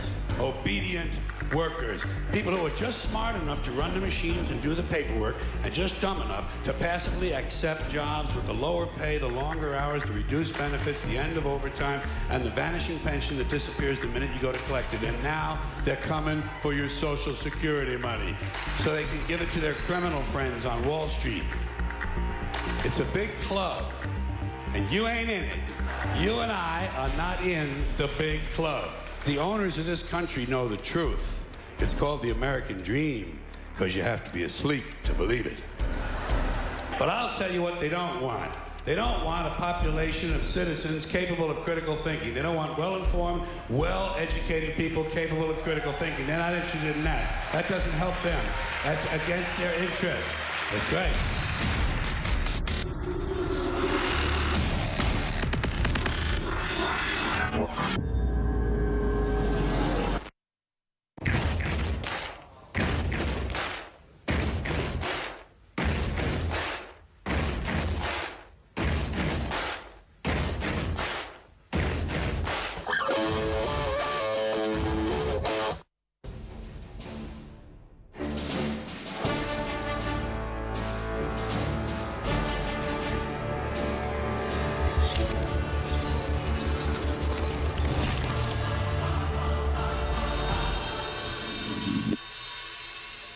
Welcome back to the Infowars Nightly News. We're going to be live here for about another hour, wrapping up the New Hampshire primaries. The results are still coming in, but they've already called it. Of course, we might just see if a certain number of delegates are allocated to Donald Trump here. Now, well, of course, what's interesting is who's going to come in second and third, and whether or not Rubio or Christie are going to fall below the 10% threshold, because if they do, then their votes are going to, if they fall below that 10% threshold, their votes will be rolled over to Donald Trump, and he will pick up delegates proportionately for that. Now, critics were saying that Hillary Clinton, she is swimming for her life here before these primaries. And of course, as we're seeing, it's not looking too good for her. She's at 40%. Sanders is already at 58%. And this is even when the game was sort of rigged in her favor going in. She had 6 delegates there. And, you know. And here's the interesting thing, Leanne. As I mentioned earlier, CNN with their exit polls, they were asking the Democrats what they were looking for, what the most important qualification was for them in terms of a candidate. Now, 32% said they wanted a candidate who was honest and trustworthy. 27% were looking for a candidate who cares about people. So that's 59%. If you look at these votes, Sanders is now at 58%. In other words, the people who are looking for honest, trustworthy, and caring about people, they're breaking for Sanders almost exactly like this exit poll. Then you look at the other side. 27% were looking for a candidate who had the right experience, and 13% said electability. That adds up to 40%, and that's where Clinton is right now. I think that's pretty much the way this thing is breaking down. Yeah. Clinton has an integrity issue, to say the least, even with Democrats, and it's going to really hurt her in the general election, because that is going to be hammered on, especially if Trump is the nominee. They're going to look at her past, including her war on women and other issues. There are so many different issues about her integrity that are there, and that's what's behind these numbers. But the other thing that's going on here is an NBC exit polling. They were looking at how people were lining up ideologically in the Democrat Party. And there, they had 68% said Sanders was about right on the issues, and 26% only said that he was too liberal. So there's a massive surge to the left, because when you look at what they said about Hillary Clinton, 55% said, well, she's about right on the issues, but 34% said she wasn't liberal enough. So the perception is that she's not liberal enough. Bernie Sanders is about right on the issues. In other words, they have moved radically towards socialism, right? But they also are moving away from somebody that they perceive as being a crook and a criminal like Hillary Clinton. That's really what's behind the numbers on the Democrat side, I think. Right. Now, I know when I was going to University of Texas that we were learning about that there was actually this really hard shift to the left. And there's what you always hear in the liberal media is that the right is getting even more conservative, but it actually, they've moved very little to the right over the last decades. And of course, the other part of this, the left. Yeah, but the other part of this is also age. And of course, the younger people are more liberal, and it is because of college. And I'm telling you, that's why, exactly, that's why Bernie Sanders and Hillary Clinton and the Democrat Party want there to be perpetual college students getting free tuition, because it's not education, it's indoctrination. Right. But let's look at this integrity issue here. There's an interesting story that broke today on Gawker. This is how Hillary Clinton gets the coverage that she wants. And I think that this really tells us what's going on with the emails, okay? It's really more of an issue, I think, with these this private server and these emails that she got, and the reason that she wants to guard this so closely really comes out in this Gawker story. Now, what they did was they filed a Freedom of Information request with the State Department to try to get to some of these emails. And what they found was an exchange going back and forth with a political editor from The Atlantic, going back and forth with Philip Raines, Clinton's spokesperson. Okay, now in this exchange going back and forth, the Clinton spokesperson, Philip Raines, says to The Atlantic's political editor that they will give him an advanced transcript of a speech, but they dictate that if they do that, basically blackmailing him, saying that if we give you this advanced access to the transcript, you are going to describe her speech as muscular. Muscular, okay? And he did.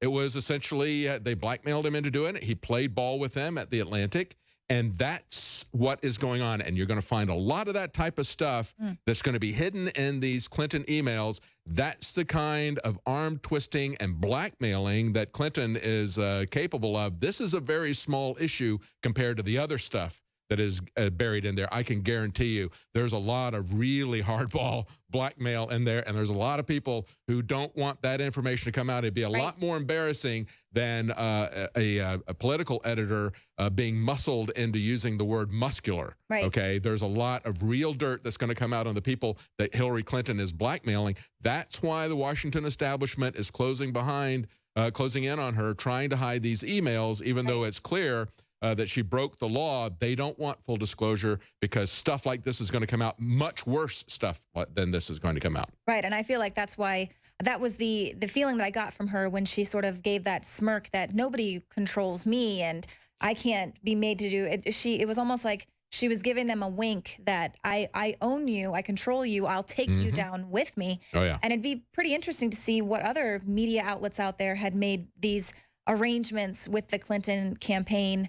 With the Clintons, really, I mean, they've always been sort of shielded from any of that negative media that's out there. It's never really caught fire like it is now. Well, what would really be interesting is to see all the emails going on in that corrupt swamp we call Washington, D.C. Yes. All the dirt and the skeletons that she's got on all the different political people that she's got buried in those email servers of hers. Let's take a look at what's going on with Cruz. And this is an interesting article from Politico. Cruz seeks to raise expectations for Rubio. Remember the expectations game that he played so effectively against Donald Trump. Essentially, he was going back and forth. They were exchanging the lead in Iowa. We would see one of them 3 or 4 points ahead, and then it would switch and go back the other way. And, of course, that is typically within the margin of error of a poll. Even if they do it honestly, they've got a margin of error 4 to 5%. So basically, what the establishment did, what Cruz did, was to say, well, you know, Donald Trump was expected to beat me by 3 or 4%. He lost to me by 3 or 4%. So he's a loser, okay, and I'm the big winner, all right? He's doing the same thing to Marco Rubio. And what he did was he said, he was telling people, he says, the big question in the New Hampshire primary, can Rubio beat Trump for first place finish as Cruz did in Iowa? This is what they tweeted out. This is what his campaign strategist tweeted out. Now, it was never in the cards that Rubio was even within striking distance of Donald Trump. Donald Trump always had a 15 to 20 point lead in New Hampshire. So there was absolutely no way that there was a neck-and-neck race for first place in New Hampshire between Rubio and Trump. But that's the kind of expectation game and the kind of backdoor, sneaky political maneuvering that we're coming to expect from Ted Cruz. That's what we're seeing. Now, this is what Ted Cruz himself said. According to Politico, they say a day earlier, speaking to reporters in Raymond, New Hampshire, Cruz also mischievously, that's their word, suggested that Rubio was in striking distance of poll leader Donald Trump. So it's not just the tweets, but he's saying it himself. And he said, there's a lot of speculation that Donald and Marco might tie for first here, Cruz said. That's possible. No, it isn't. No, it isn't. He's lying about that, and he's playing that expectations game. And then he goes on to say, took another jab at Rubio. He said, these elections are decided not from a TV studio in Manhattan or D.C., not by a bunch of slick Hollywood television ads. They're decided in VFW halls. They're decided in living rooms of the men and women of Iowa, the men and women of New Hampshire. They're decided in Dunkin' Donuts. And you know what else? They're decided in caucuses when they spread the rumors just as the caucus is starting. And that's what we saw happen. That's the dirty tricks that he pulled in Iowa. That's how he got that. And that's from the so-called Christian candidate. Well, speaking of expectation games, let's go ahead and go to Hillary Clinton. She's giving her speech now. She said she'd be happy to come in second. Yeah, in the two-way in a race. two-way race, yeah. Well, she got her wish. Only 18 points behind. Yeah. Senator Sanders on his victory tonight, and I want to thank each and every one of you. And I want to say I still love New Hampshire, and I always will. Oh, what difference does it make? Yeah, what difference does it make? What difference does it make? That's what she should have done. To the entire country. We're going to fight for every vote in every state. And I want to remind everybody, I still have 422 delegates. That make a real difference in people's lives. Wow. You know, there's when that I word started this difference. campaign last What spring, difference does it I make? knew we were facing profound challenges as a country. The way that I helped to create. We're going just wasn't right.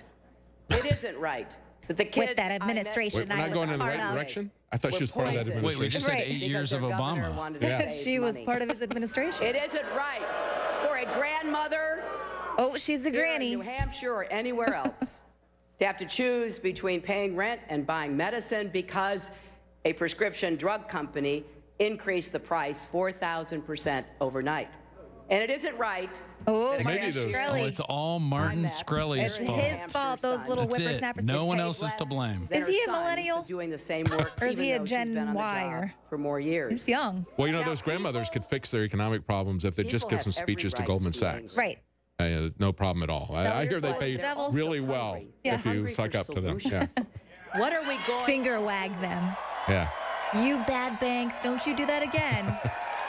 That's what she said. I marched in there. That is the fight we're taking to the country. What is the best way to change people's lives so we can all? Well, apparently it's not your ways, Hillary. And here's they do definitely want to change people's lives, though. I just don't think they're going to be satisfied with it when it happens. I will work harder than anyone to actually make the changes. We can't have everybody having air conditioning. The planet will burn up. About Washington and about Wall Street. But everyone can have free indoctrination. I mean, college. Secret, unaccountable money out of politics. And let's remember. Ooh, let's start with you. You go first. Citizens United, one of the worst Supreme Court decisions. Well, I guess she got it out of politics. She put it into her foundation. So. That's right. Just funnels right into her. Yeah, $54 million to Haiti and only 8 huts built for people. Yeah. Yeah, you know. Yeah, you know. She just mentioned Citizens United, and it's interesting because CNN's LoBianca and Ashley Killo said, reported Jeb Bush would eliminate Citizens United.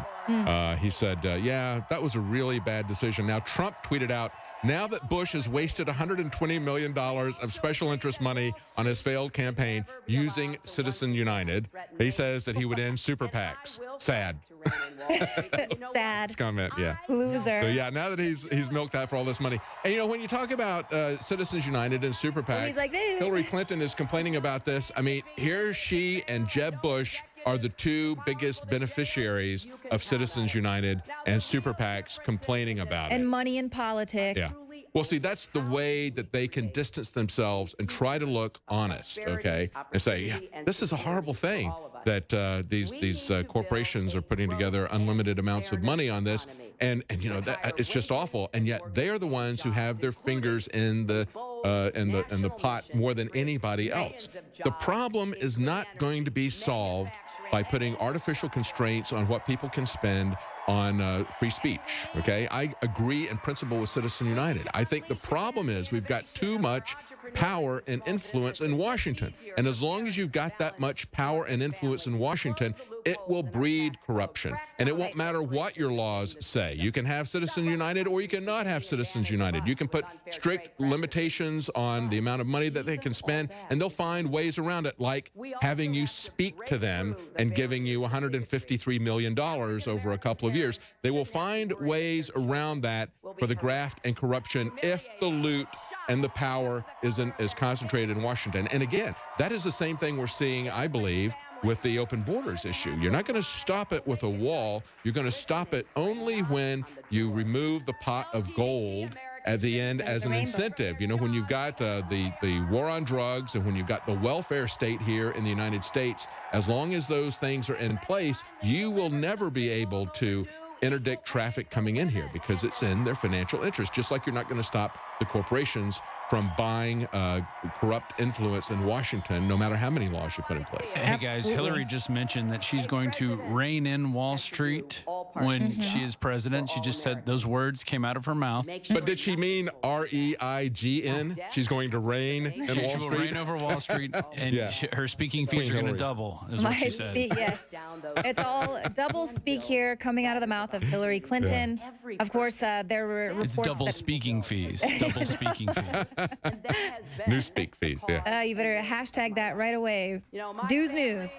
Well, it'll be interesting because they're saying her speeches to Goldman Sachs, they had some people that were actually there in attendance. They said she sounded more like a member of the board, complimenting them on what a great job they were doing in their diversity and everything, not scolding them for causing a financial collapse. She sounded like She doesn't want those speech notes released. She sounded like an executive of Goldman Sachs, is what they said in this Politico story. And then the last paragraph of that story said the person who saw Clinton's Arizona remarks to Goldman Sachs said they thought there was no chance the campaign would ever release them. Quote, it would bury her against Sanders, this person said. It really makes her look like an ally of the firm. And that's basically what's going to, that's why they're going to keep that quiet. It confirms that she's an ally of the firm. It doesn't make her look, I mean. Makes her look like a managing director, they said. Yeah. Well, you know, and that's the thing with the country waking up and not being able to be brainwashed by the media out there is that this is why her likability rating is so low. People get it. She can say whatever she wants. It's all the same things, but they can see the lies. They see the hypocrisy. The media can't bat away all of her scandals. It's starting to, she's getting buried in them. Yeah, yeah. We can always hope. I don't know.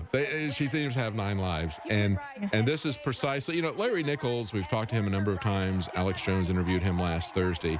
And Larry Nichols repeated again, he says she really does need to lose New Hampshire. She needs, it's part of their game for them to be the underdog and to come back. We just recently saw the movie Seabiscuit, and that was a key thing for that horse. It would get out ahead of the other horses, and the jockey would have to pull him back so that he could look another horse in the eye. And that would get him fired. Pull him back, slow him down, let him look at that other horse, and that would get up his competitive spirit. And that's what she needs for her organization to make the appeal to people, to really get people fired up. The same thing that Seabiscuit did. Pull him back, put yourself in second place for a moment, and then pull ahead. And that's really part of their game plan. So it really isn't something that is hurting her that much. She still, I repeat, has 422 superdelegates, and Sanders only has 1, I think. Right. He's got 1%. He's got 30 somehow. 1%. She has 62%. He has 1% of the superdelegates. Well, and that's, you know, getting money out of politics. Even when you leave Washington, then you can just become a superdelegate in these others. So you still retain your power, especially if you part are, of the DNC. You're unpledged, which means you're not devoted to any side, and they can come to you and say, please, I need your... Well, where they go to cash in is they go to K Street. They become a lobbyist. And, and that's a key part of it. And that's the part of the revolving door. But, of course, in Hillary Clinton's case, she didn't become a lobbyist. She became a speech maker and raconteur, right? I guess we could say a racketeer. Yeah, exactly. As in RICO Act, okay? But well, it's also interesting as well the way that they're trying to sell Cruz as someone that's being against the establishment, and really they were hoping for a strong second place once again for Rubio. He was trying to make the case that he would be the best one there in opposition to Trump or Cruz, with the GOP elites thinking that they're absolutely unelectable, Cruz or Trump. But Cruz, and I've been saying this, I don't see him as anti-establishment. I see him as someone who has put on the mask of the Tea Party, and then there's things that go on behind the scenes, and he's able to say, oh, well, you know, I am actually literally in bed with the big banks, but that's fine. I'm not, you know. Ted Cruz got elected less than 4 years ago, and he immediately started running for president. And one of the things that he did when he ran for president was he would trash his colleagues. That's why he is so hated in the Senate, is because he wanted to portray himself as being an outsider by throwing his other colleagues under the bus. And I have to say, they deserved it. Yeah, I mean, when he called Mitch McConnell a liar, he was right. But that's why he's hated by the people in the Senate. He was on the fast track. He didn't want the job as Senate. He just saw that as a stepping stone, immediately began campaigning for president. The other people resented that, as well as his jabs that he took at them. But when you look at things that he did in terms of the Trans-Pacific Partnership, again, they haven't had the vote on it. They voted on the Trade Promotion Authority, which was a vote to subvert the constitutional requirement for ratifying a treaty. And Ted Cruz voted in favor of taking away the constitutional ratification process. And then when it didn't count, he came back and said, well, I'm going to vote against it, but not for that reason.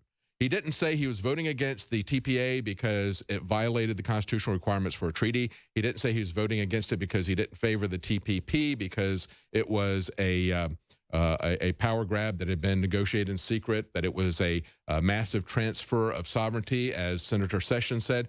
He didn't go and look at the document, as Senator Sessions did. So we look at this, and when I look at the positions that he took he's been vocal about some conservative issues, about some libertarian issues. He even called for the abolishment of the income tax. And that's easy to do when you're a senator and you're just there for 2 years so that you can run for president. We've got Richard Reeves back on the line here at the Trump Watch Party. Richard? Yes, sir, David. Thanks for coming back to us here. And it looks like one thing to be concerned about. I hate to be the little boy cries wolf, but you know, David, you and I talked about this last week, where the polls have been going about 67%, 70% anti-establishment in the Republican Party. When you added up Trump, Carson, Rand Paul, Fiorina, Ted Cruz, all the outside candidates. And tonight, it's shaken out differently. Tonight, it's looking like it's shaken out 54, 55% outside candidates, 45% establishment candidates. That's a concern right there. That does not match the national polls that we've been seeing. Yeah, it's interesting. We'll have to see how that breaks. Again, you know, most of the people who said that they were looking for an outside candidate, they broke for Trump. Only, I think it was 57% of them said that they were voting for Trump. Only 12% believed that Cruz was the outsider candidate. Right. But the thing of it is, that's the concern, though, is that it looks like, at least in New Hampshire, what we're seeing is a creep up where people are supposedly turning to the establishment. I don't necessarily believe that. I think, like I said, this delegate race, they wanted to get these candidates up over the... Oh, we've got Donald Trump. Yeah. Going on at the same time as it's not Donald Trump. It's Bernie Sanders. Okay. Yeah. Okay, yeah, I saw it. It faked me out a little bit. Let's go ahead anyway, something to watch.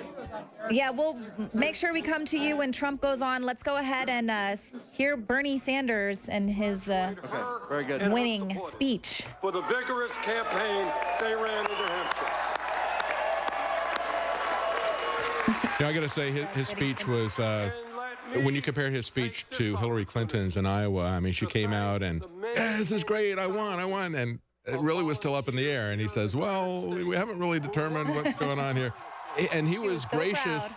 At the point he came out and made his speech, he was gracious about O'Malley dropping out. He said he ran an honest, issues-based campaign and had kind words for him. Hillary was all about herself. Right. And that's her big problem. She cannot hide that. And that's really his strength. I mean, I absolutely oppose his socialism. His policies are abhorrent. They'll destroy this country if he's able to get that through. But I can understand why the liberals, who really are socialists when it comes down to it, in the Democrat Party, why they would like Bernie Sanders. He certainly is comes across as a more authentic person, a kinder person than Hillary Clinton. That's not saying all that much. Right. That's a pretty low standard. But yeah, he beats her by a mile in that. Well, and that's the thing that I find so interesting is that he's a 70-something-year-old white guy 75. That's been in politics for decades, and people under 30 love him. They're just eating it up. He's one of us, like, especially in a time of such great racial division and sort of age division there. That's an interesting thing. That's something that he's done. He's used music very effectively, just as Donald Trump has in his rallies. Of course, the music that Bernie Sanders is using is 60s music, like Simon and Garfunkel, so that's going to appeal to the Catcher in the Rye crowd, okay? He really is an old, ragged Che Guevara T-shirt. And that has come across to people as being kind of chic, you know, when they do it. We'll see what happens. People talked about Ronald Reagan being old. You know, Ronald Reagan was 69 when he became president. If Bernie Sanders were to win, he would be 75 when he takes office. And people really aren't talking about his age, interestingly enough. Yeah, no, well, that was the big thing. They were talking about Hillary Clinton's age at the beginning, which, of course, she was saying was sexist. And then you have Bernie Sanders come along, and that issue was completely dropped because I guess and then you've got O'Malley out there taking his shirt off at every turn, sort of saying, I'm not old. Well, you know, Bernie Sanders may be in better physical condition than Hillary Clinton. Yeah. He hasn't had a situation where he had a coughing fit for 2 minutes and couldn't speak, and that's happened to her more than once. Yeah, absolutely. And I know that Matt Drudge has alluded to that as a lot, saying she's basically just a head on a stick at this point. Yeah. Yeah, exactly. Or saying that she might wind up being a head in a jar, a brain in a jar, which I don't know. Guys, what about this tweet from the Huffington Post? A racist, sexist demagogue just won the New Hampshire primary. Look at that. Bernie Sanders? Yeah, what? That's what they're calling Trump. They would never call Bernie that. Well, you They know, would quite say, frankly, our dear I think old grandpa, he won. Yeah, yeah. He's one of us. Yeah. I quite frankly, I think that people are very one-sided in their labeling of racism and sexism. You know, Hillary Clinton, when people said she was part of the establishment, she goes, I'm a woman, I can't be part of the establishment. Right. You know, if you're black, you can't be racist, they will tell us. And yet we know that that's true. You can be white and racist, you can be black and racist, but that's not part of the liberal gospel. You know, they have a way that they describe that. Of course, that's just not within their, they can't conceive of that. Well, I feel like it's going to be very interesting to me to see how they do attack Sanders if he does end up becoming their Democratic candidate. You know, are they going to now point out what a bad idea socialism is after they have been indoctrinating socialism in the youth for so long? Will they try to fight against that now, or is that in order to pull them back Hillary's way? Or I think they're just going to go to the electability issue. They're just going to say that he's not electable. But you do have the hardcore true believers of the Democrat Party. That's why they love Bernie Sanders so much. It's just like Ron Paul when he was running within the Republican Party. I mean, people who were the libertarian wing, it was like, yes, he's one of our own. And I see that same kind of phenomenon happening with Bernie Sanders because there's a huge part of the Democrat Party, as we just talked about with these exit polls, most of them believe that Bernie Sanders was not too liberal. He was just about right, but that Hillary Clinton was too conservative when looking at ideology. And then they're looking at the character issue, where they're overwhelmingly going at that character issue. And the issues, it breaks down character issues, people who think that's important. 59% of them said that they thought that was important, and you're seeing 59% of the people voting for Bernie Sanders. 40% thought that electability issues and experience were the important things. That's what you see Hillary Clinton coming up. So that's the way it's going to break down. It's going to break down with character and integrity versus electability and experience. Well, it's very interesting to see how we have been sort of being prepared for what is happening in the country. Of course, Barack Obama was elected on his social issues, his character, his likability. He was a community organizer. That was his big claim to fame. And then now the next one we've got rolling in is a socialist Democrat, Bernie Sanders, who's basically running on the same thing. He's experiencing that same surge as Barack Obama did. So interesting. Yeah, exactly. Let's go to Darren McBreen. Yeah, guys, we were just talking behind the scenes. In fact, Kit Daniels just showed up. If you should come back here because you wrote this article. But we're just talking about what a disaster the Jeb Bush campaign has been from the very, very beginning. And you know, I think everybody's sick of the Bush dynasty. That's true. And they want an anti-establishment candidate. They want to just move on. But it's no wonder he's not doing well when he hits the campaign trail telling people that he will not blame Obama for anything. Yeah. You know, that's a bad campaign advice right there. Yeah. So it's like saying, if I become president, I will pardon Obama for any, crimes, just like Gerald Ford pardoned, Richard Nixon. So, well, because he knows it's not really his brother or Obama. They're just the puppet. What is wrong with that? That is a horrible campaign strategy to go around saying that. He's just a spineless fence sitter. Okay, that's what he is. He can't criticize his brother's war in Iraq, even though everybody knows that was a crock right now. He thinks he can get excitement in his campaign by putting an exclamation point after his name. You know what? You really can't. You really aren't going to get there with that. And look at the different things that he's done in his campaign. When he was going head-to-head with Rubio, and that's really what was happening in New Hampshire. He believed that he and Rubio were going to be fighting it out for second place. I don't think he gave as much credit to Kasich there. And so he was running a lot of ads attacking Rubio. What did he attack Rubio on?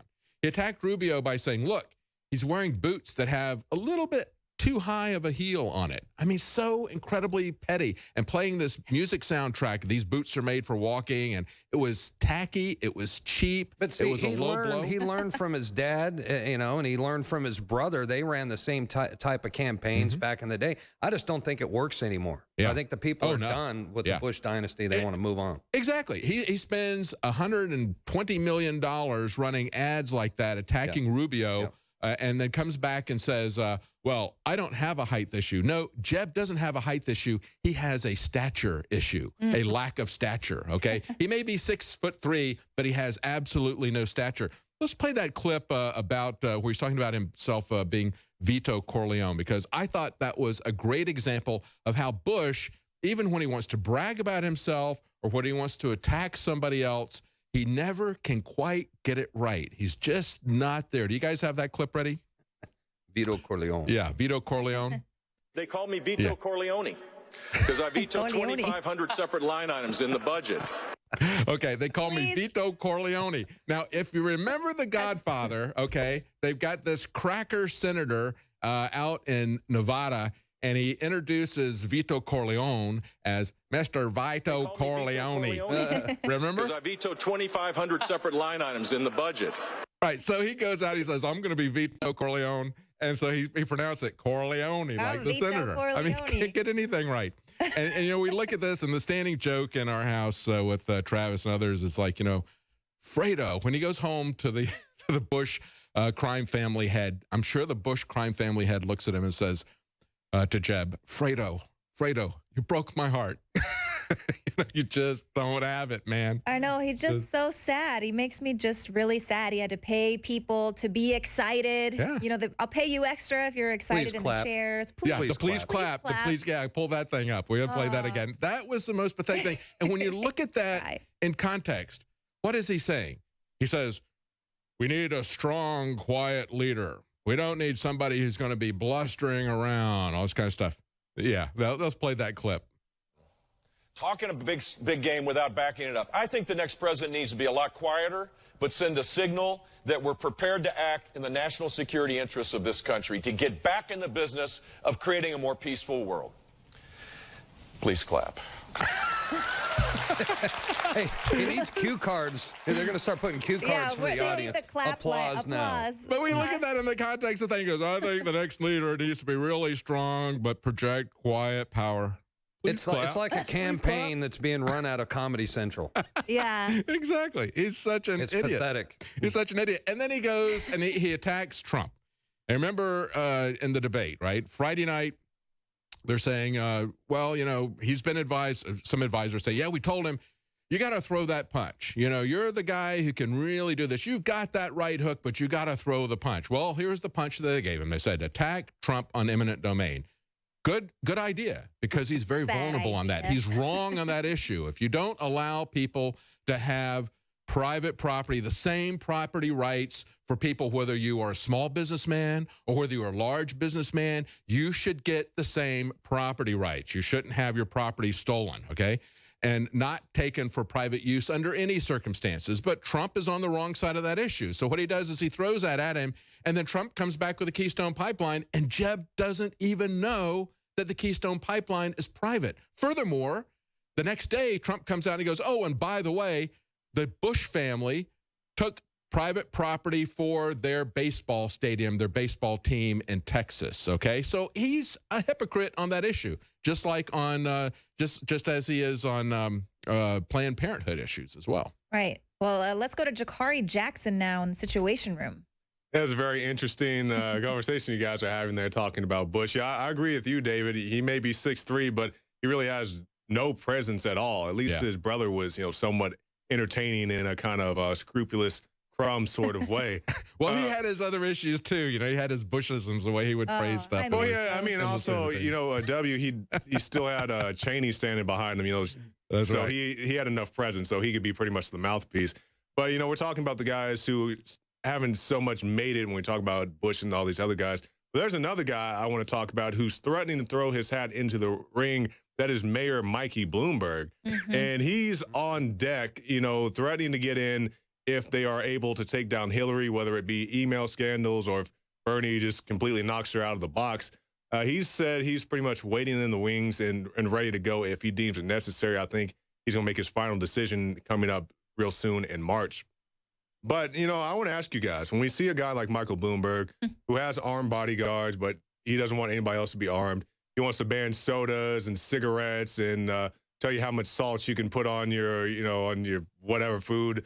It's a real ridiculous kind of situation. And I just really wonder if anybody would take this guy serious as a presidential candidate. Well, it's going to be kind of interesting because if there was a race without Hillary, if you had Sanders and Trump, for example, and Michael Bloomberg says that would be the condition under which he would come in, I really don't see him taking votes away from Donald Trump. I see him taking votes away from Bernie Sanders, from the more liberal wing of that group. And, you know, interesting thing is just today we had him attacking the liberal governor of Virginia, Terry McAuliffe, who's been a Clinton insider. And remember, back around Christmas, in Virginia, he and the attorney general decided that they were going to not recognize the concealed carry permits from 25 different states. They backed off on that. So now Michael Bloomberg is going after Terry McAuliffe. He's saying he's not anti-gun enough. They actually put out an ad about him in a newspaper here recently.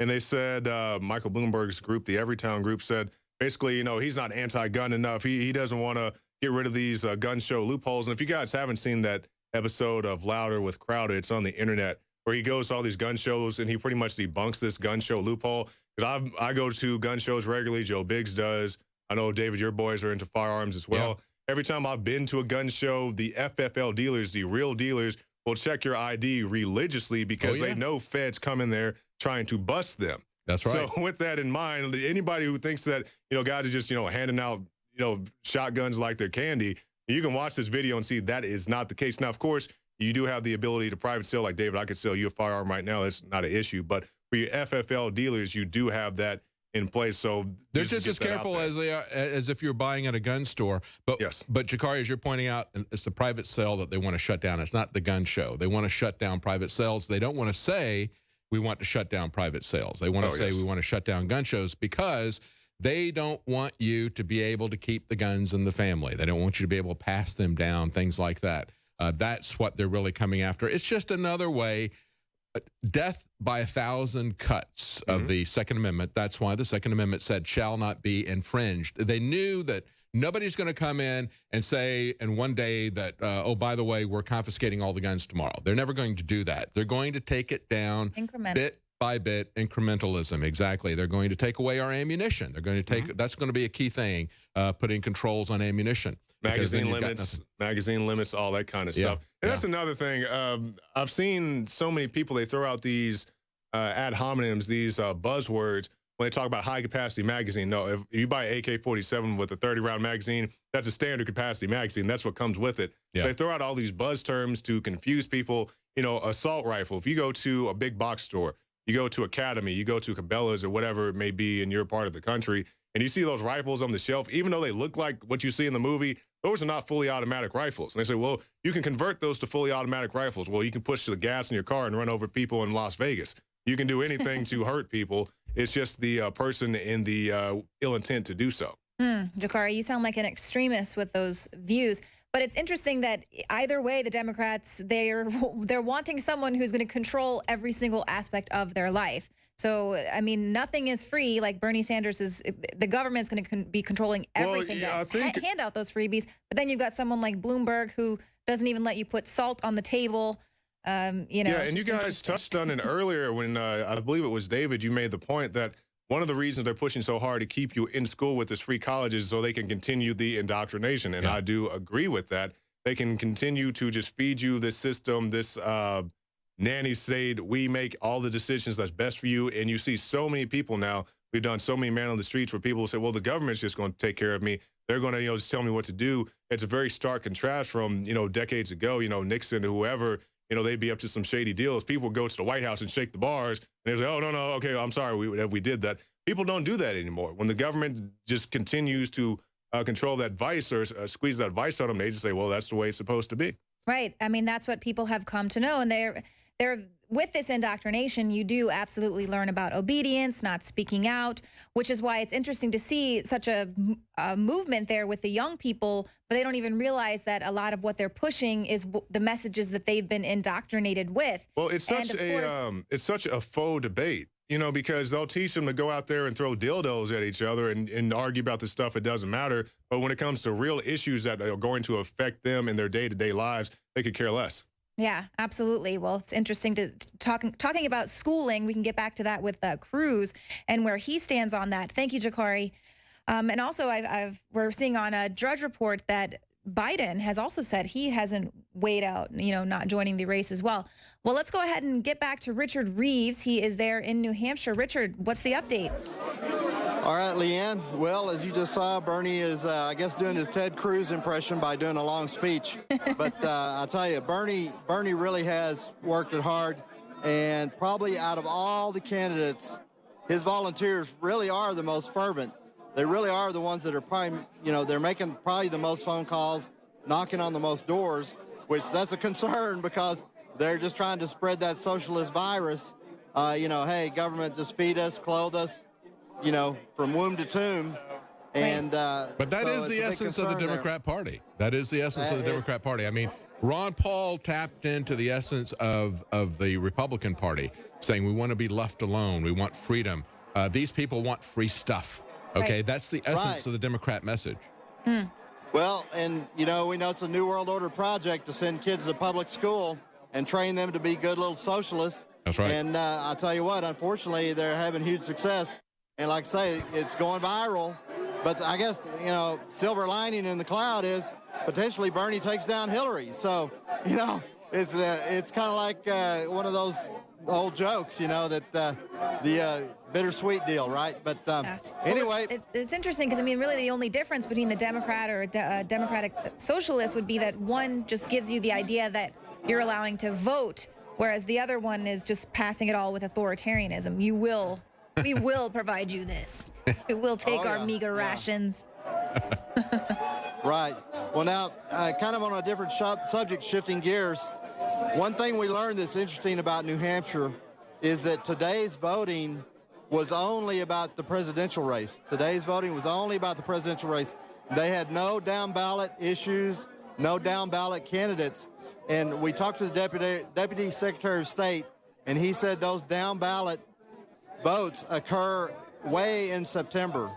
It's happening in September, so it's very interesting because one of the things that we're really needing to look for, Leanne and David, one thing that's going to be real important to look for, and I'll be looking for it, as soon as we have a state that has a full ballot where you've got everything from dog catcher issues to local resolutions to, you know, small district and county races, city races, state races, and different races like that. What we're going to really need to look at is to see how many of those incumbents are getting fired in those primaries. That's what's going to be key, because we really need to see some big turnover of incumbents, and that's going to, unfortunately, New Hampshire's not going to give us a good litmus test on that. Well, any idea on when Trump is going to be taking the stage here? I guess well, Bernie Sanders is done, or? I think that's the case. I think that's exactly the case. Is they are sitting here playing the Bernie Sanders video live on Fox, and I think they got a CNN TV going on somewhere. So literally, and what was interesting too. Hey, wait a minute. Let me jump in. Bernie's just telling everybody how he's going to spend their money better than they can. So that's taken a while for him to do that. That's why it's taking so long. Yeah, because there's so many ways he's going to spend your money. Well, you know, they all think that he's going to be spending other people's money on them, actually. Right, 1%. They don't think they're going to be paying anything. Right. They think they're going to be living off of their neighbor, and as Margaret Thatcher said, eventually with socialism you run out of other people's money. But that's the promise of socialism. You're going to live large on other people's money because they don't deserve it, you do. That's right. And Rob, just send Bernie your wallet. You'll be feeling the burn that way. Yeah, we're going to be feeling the heartburn. Your wallet. Yeah, we're going to be feeling the heartburn. You know, the good news is, though, is that Trump is going to have this victory here in New Hampshire, and it did not involve any coin flips. So that's a very big positive right there. No coin flips involved. Trump's going to win tonight. There's no coin duggery involved. Yeah, and did he go into New Hampshire with some delegates already delegated to him? Exactly. Yeah, like exactly. Clinton? One thing we'd like to do is kind of pan the audience so you can get an idea of the group we've got in here. So, Matt, if you want to raise that up, and we'll show you the crowd, another capacity crowd. Right. I'll tell you what, I think it's possible that with Donald Trump's events, a lot of times people cannot get in. A lot of times people get turned away from Donald Trump events. So that literally may be something that actually cost him some votes, especially in Iowa. You had people lining up in 20-degree weather out there, lining up for hours, and a lot of times turned away from going in. Even though the venues were big, it was still a case where they're turned away. So I got a feeling that probably cost him some votes, because in Iowa and New Hampshire, it's all about shaking hands and meeting the people. So yeah, he campaigned very differently. He did not go business to business, shaking hands individually. He had the massive events, and that was very uncharacteristic of New Hampshire. Right, and that's what a lot of people were wondering, is would these massive crowds that he's been able to pull in also equate to votes? So looks like it did here. Well, that's been his strength, and his strength has been that he's going to redefine it to do it the way that he wants to do it, and that's basically worked for him so far, quite frankly. I think that he didn't really have a problem in Iowa. I think it was simply playing the expectation game. We see that Ted Cruz, I don't know if you heard this, Richard, but we're talking about Ted Cruz is telling everybody, hey, it's neck and neck. It looks like Marco Rubio could come in first place with and edge out Donald Trump. He's trying to play up the expectation game for Rubio by saying he had a chance of coming in first place. Rubio nobody was even within striking distance of Donald Trump in New Hampshire. So it's that kind of fundamental dishonest gamesmanship that we see Cruz resorting to in every one of these contests, and he was doing it in New Hampshire with Rubio as well. Well, I think for sure the New World Order, the powers that be, are not done with Rubio yet. Look for Rubio to still be pushed in upcoming races. I think we figured out the strategy here. The strategy was the powers that be pushed the governors to get them over the 10% threshold. They wanted to make this 5 or 6 candidate horse race, and it looks like they're probably going to succeed with that because of the delegates. Now, one thing on a different topic as well, during these speeches that we've been having here in the Trump location, is when Hillary came out, this audience was booing and just chanting liar, liar, liar, liar, and they're actually kind of sitting here, they're loud, but they're not doing Bernie like that. They're treating Bernie kind of kindly and nicely. I think they're just happy to see him taking Hillary on and making her like the Wicked Witch of the West. She's starting to melt pretty bad in this campaign right now. Well, Richard, even in the Democrat Party, they yell liar, liar at Hillary Clinton. Yeah, absolutely. Don't have much for. We were just showing some B-roll of the guy that's been trolling Marco Rubio, following him around, dressed in a robot costume. And this particular guy, his name is Black. It's Aaron Black, wearing a silver robot costume. He says, I don't know what's the matter with these Rubio people. He goes, they have a major malfunction. I must have seriously pressed their buttons, talking about them being robots as well. And when you start beating a guy who's trolling your campaign, with your campaign sign. With your candidate's campaign sign, you've got some serious problems, let me tell you. Well, and it really hasn't even come out yet about Marco Rubio's support for the TPP.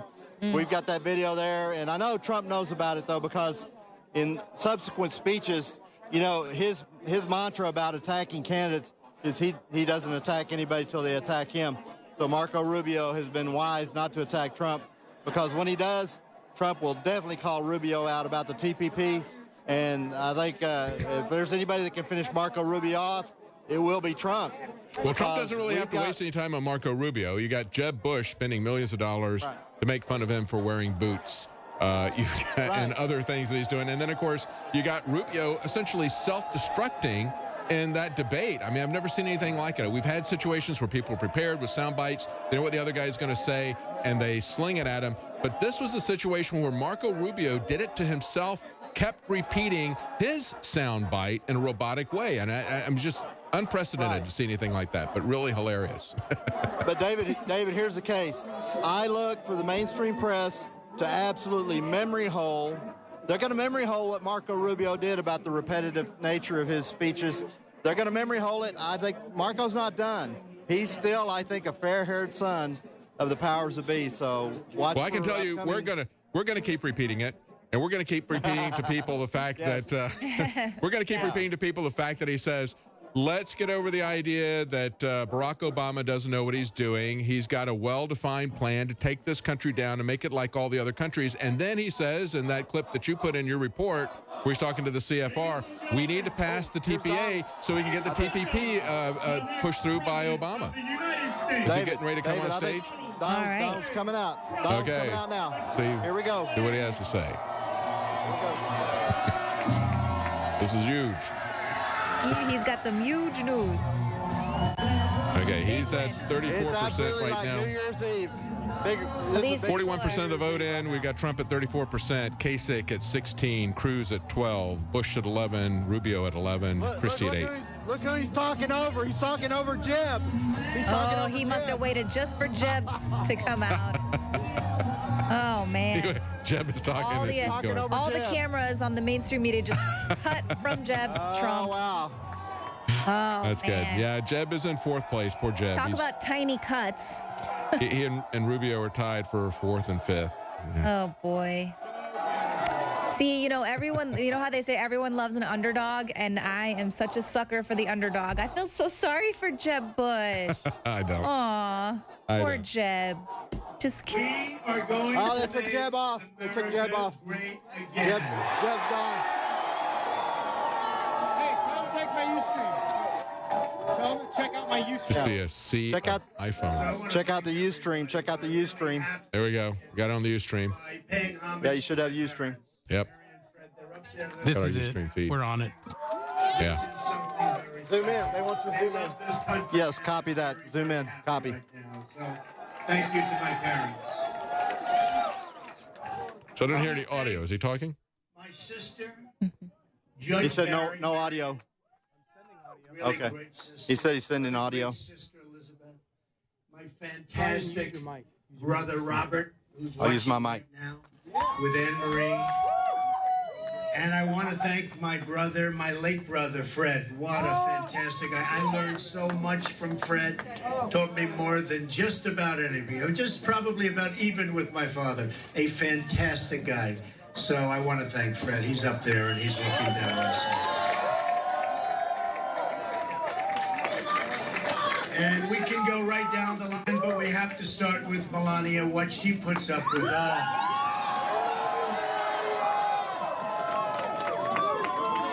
She said right from the beginning, you know if you run, you know you're going to win. And she said that from day one. So, Melania, thank you. Thank you. And Don and Vanessa, thank you so much. And Ivanka, she was out. She made 7 stops today at the polling areas.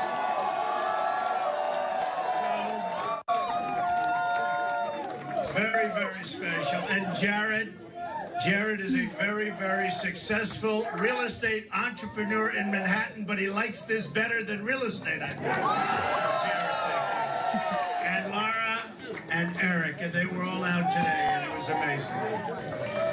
And Corey, where is Corey? Does Corey have a ground game or what? Do we have a ground game? Where's Corey? Corey Lewandowski. Yeah. How is he going to make America great again? Corey Lewandowski. I know we've got that video up. Except It was campaign managers. So. You know, one of the interesting things that came out earlier was we had Neil Cavuto ask Ben Carson if he would consider being Trump's VP. And Ben said he would certainly consider it. He said I would have to have major philosophical alignment with and have guarantees I could do some substantial things. But again, talking to him and asking him if he would be Trump's VP, and he said he would consider it. Kind of interesting. Right. But Well, that's what That'd I've be an been interesting combination. secretly rooting for Rand Paul or to get that Supreme Court nomination. So I think that would be pretty neat. That would help make America great again. We actually get some good people there. Again, we have to thank the candidates because they really ran. We have some very talented people. And to be victorious against some of these people, even if it's for 1 week, but believe it's going to be for many weeks, okay? They really are. They're terrific. A number of them called, and I just wanted to thank them, but I wanted to congratulate the other candidates, okay? Now that I got that over with, you know, it's always tough, and then tomorrow, boom, boom. But that's the way it is, and really, you have some real talent. He immediately called Jeb Bush a loser today when he was playing the word association. Yeah, but he pretty much got that right. Yeah. I mean, it's He like he was just saying. hesitated a little bit in calling Hillary Clinton evil. Right. Well, I'll tell you what. Right away with Jeb. What do we really want to thank, right? We want to thank the people of New Hampshire, right? We love the people of New Hampshire.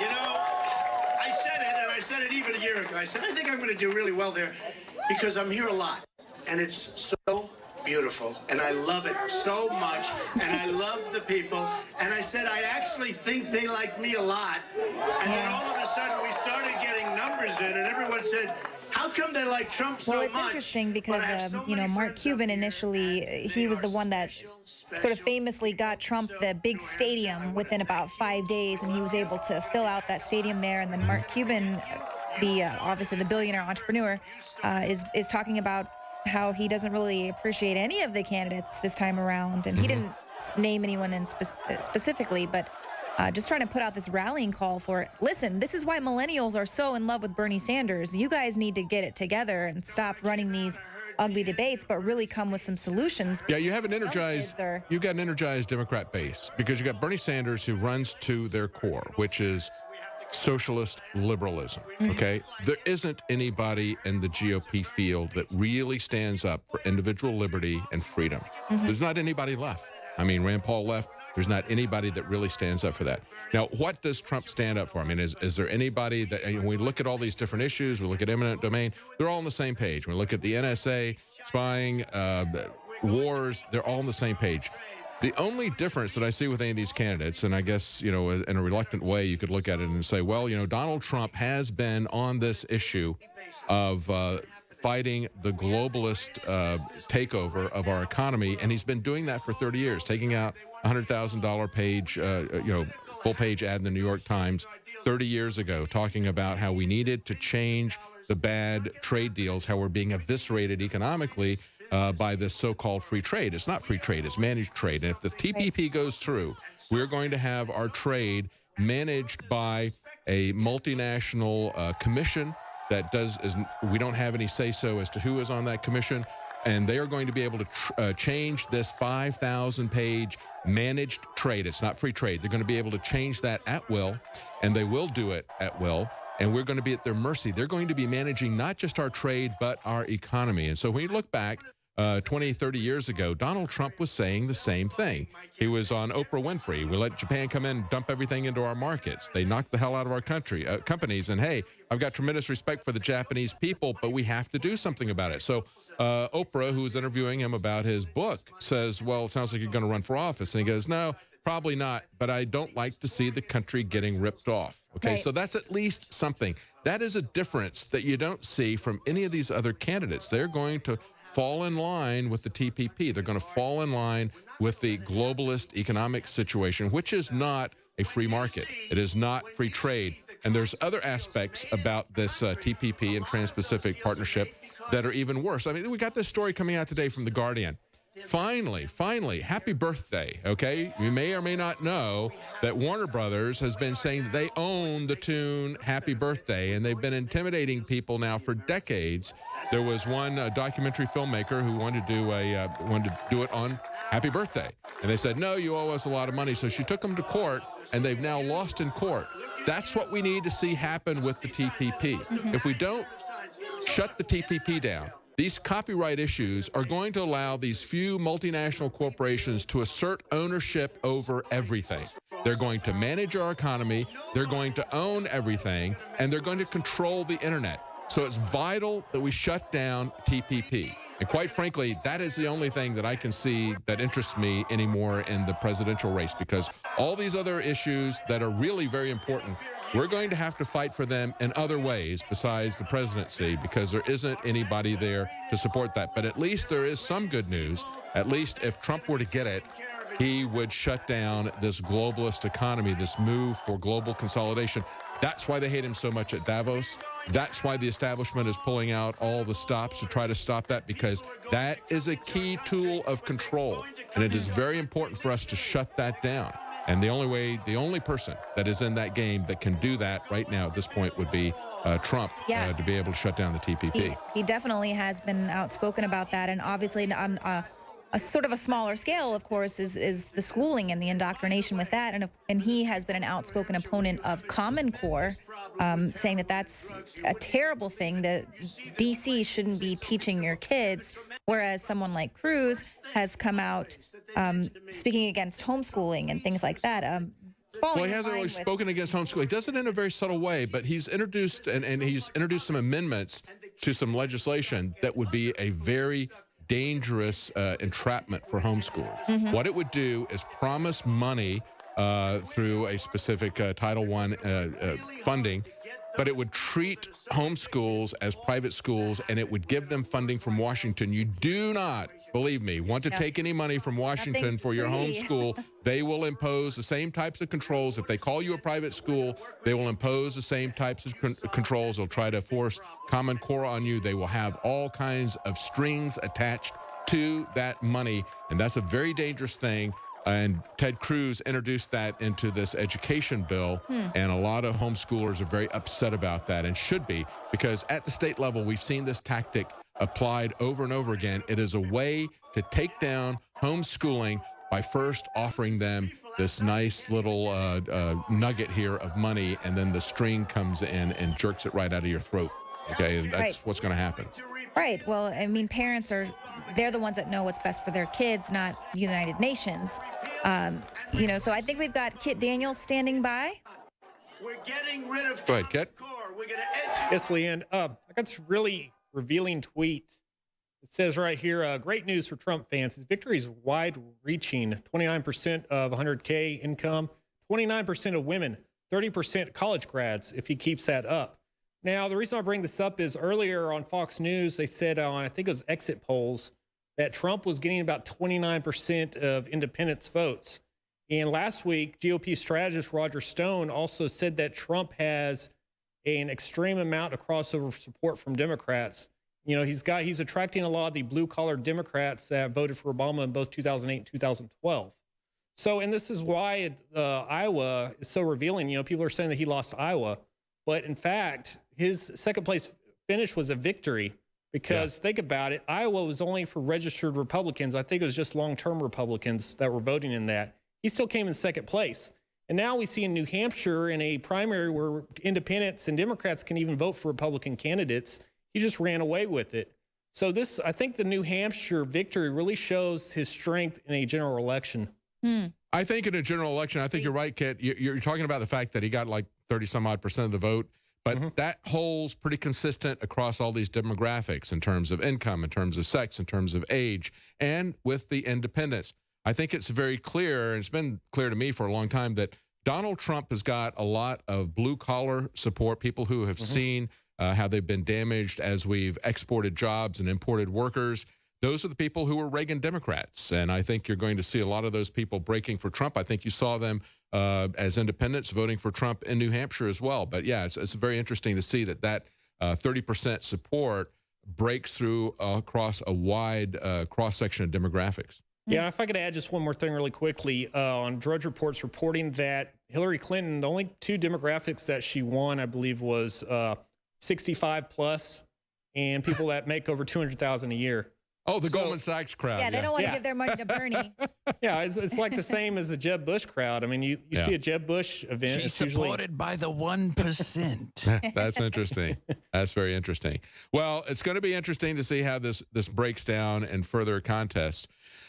New Hampshire is a more a more accurate predictor, I think, of the way things are going to go than Iowa was. Certainly for the Republicans, because we've seen the last several contests in Iowa. They have picked Huckabee. They picked Santorum. Iowa is skewed. The Republican Party is a very small part of the Iowa voters, and it's dominated by a few kingmakers who move it towards people who they perceive as being evangelicals. And that's what Cruz did to win Iowa. Right. And that's what happened with Huckabee. That's what happened with Santorum. And so if you get a few people that are going to be these kingmakers telling everybody, this guy is the Christian candidate, he's going to win in Iowa, but he's not necessarily going to win anywhere else based on that kind of demographic. So it really is not a good predictor of who the nominee is. New Hampshire has been much more accurate in that for the GOP. Absolutely. Yeah, if I may add, I mean, Ted Cruz, he won the evangelicals, but think about it this way. He had to lie to do it. Yes, right. Yes, exactly. Yeah, you don't hear him invoking the body of Christ anymore, not in New Hampshire, any other speeches that he's given. So you can sort of really see that pandering, which I did not like. Well, what he did was he stuck a knife in the back of the other candidate that he was competing for the Christian vote, which is Ben Carson. It's one of the dirtiest tricks I've ever seen. It's a tried and true tactic that the day of the election, you're going to throw out some false innuendo about somebody and hurt them before they can respond to it and get the truth out. What Ted Cruz and his entire staff did was, as the caucus was starting, they started spreading this rumor, this lie that Carson was out. And that is still really hurting him. And, of course, Carson is not going to his New Hampshire primary party. He's flying to Florida again. You know, he's done this in both of these contests. He didn't go to the, to the follow-up contest, and he actually didn't even campaign. He had very little presence there in New Hampshire to start with. Let's go to Richard Reeves back at the Trump wrap party. Okay, thank you, David. We just heard Donald Trump wrap up his victory speech, and this room is beyond New Year's Eve. Everybody was so happy and so delighted. It's unbelievable. One interesting thing that happened, and I don't know if you guys happened to catch it there in the studio, but when Trump came out on Fox here, where they have it a live feed here on Fox, Jeb Bush came out to speak and give his speech simultaneously to Donald Trump's speech. So that's probably going to be a little bit of consternation, even more bad blood between the two candidates now, with Jeb Bush being bumped off Fox by Donald Trump. So I'm sure that was just coincidental, wasn't it, Richard? Yeah, I'm sure. Well, perfect timing. One more little jab. I think that was kind of planned. But, it was very interesting to see. Well, also interesting to see Fox News, where they've had this go back and forth with them saying, "Oh, got to cut to Trump." Yeah. He's gonna bring in the ratings. They literally in the beginning had a split screen going, and I don't know, I couldn't tell whose audio they were carrying, but they had a split screen going with Trump on one side, Jeb Bush on the other for a few seconds, and I was going to try to take a photo of it to send to you guys, but it was gone like before I could whip my camera out and get it done. But that'll, like I say, I don't be surprised if we hear about that. And of course, Trump once again, Trump's Jeb Bush. I tell you what, think about it, guys. A year ago, could we have imagined the fall of Jeb? And now it looks like there's serious cracks in Hillary, because it seems like every day that goes by, she's losing another 0.25% or 0.5%. Bernie's gaining steam. Bernie Sanders is probably going to get $20 million by small donors because of this victory. So he's going to have a war chest. And I tell you what, I don't know if Bernie wants to do it, but his supporters are not going to let him stop. His supporters, they're going to prop him up. It'll be like that Weekend at Bernie's thing. They're going to prop him up. They're going to make him run. Yeah. So, even if this old guy dies, they're going to keep, it'll be like Weekend at Bernie's. They'll put him in the car and drive him around. I would not be surprised if a dead man beats Hillary. I would not be surprised at all. There's actually a dance that went viral, the Bernie dance, so we should make a video of that, kind of making fun of it. That's a very funny thought there. Well, Richard, thank you so much. I know you've been working tirelessly out there on the campaign trail. Any closing comments? Well, I'll tell you what, Matt's worked even harder than me. I keep him up all day, and then he goes to the hotel and works on videos all night. I don't know how he does it. So anyway, we'll have some more reports coming up. Thank you guys for doing all y'all do. It's very exciting to see that we're having such an impact. Absolutely. Alex, thank you, Alex, for making it happen. Folks, make sure and go to InfoWarsLife.com and support us that way. We can't be out here and do this without your guys' support, and you guys have done a wonderful job. The Info Warriors spreading the word. It's because of Alex Jones and the Info Warriors that we are where we are, seeing Jeb go down, watching Hillary, the cracks in Hillary, and mainly good news tonight, but keep an eye on those falling numbers of percentages between the establishment and the renegade candidates in the GOP. And it looks to me like that anti-establishment vote of 60% potentially is going to carry through. So it would be lovely to see that part. Not so great to see who they support and what they support. But if they're going against Hillary, I'll tell you, it's hard to be against it. Yeah. Well, thank you so much. Richard Reeves will be checking in. We'll be waiting on those reports you've got coming in from the campaign trail. Thank you so much. And just to wrap up real quickly here, what our vote totals are. We're at 50% right now. Trump is at 50% of the votes have come in and been counted. Trump is at 34%. Second place, Kasich at 16. Cruz at 12. Bush and Rubio are tied at 11. Bush just slightly ahead, maybe about 1,000 votes ahead. Christie is still at 8%. He's not made that 10% threshold. So he and Fiorina and Carson's votes, which total up to 14%, those would go up to Trump. So he will get delegates based on 48% at this point in time. And Christie and Fiorina would not make the next GOP debate. Well, I got to say, though, I've just... for the entertainment value, I've been enjoying Chris Christie up there. So it'll be, probably a little bit more boring there with this next upcoming debate. But I really liked some of Richard's closing comments there with just how incredible it is to watch the downfall of the Clinton legacy and the Bush empire. And almost as if all of these stories out there of the bad omens of the economic crash and the world is going to be set on fire. Oh, my goodness. It could actually be because the elite are seeing their reign over. The people are awakening, they are rising, and it is thanks to alternative voices out there who are able to break through that mainstream media narrative. But that could be the real doom and gloom, is the fact that the world, it is changing. It's pretty interesting. Hillary is taking a shellacking from Sanders, that's for sure. 59% to 39%. And so, yeah, she's going to be content with a second place finish, she said. And she got that.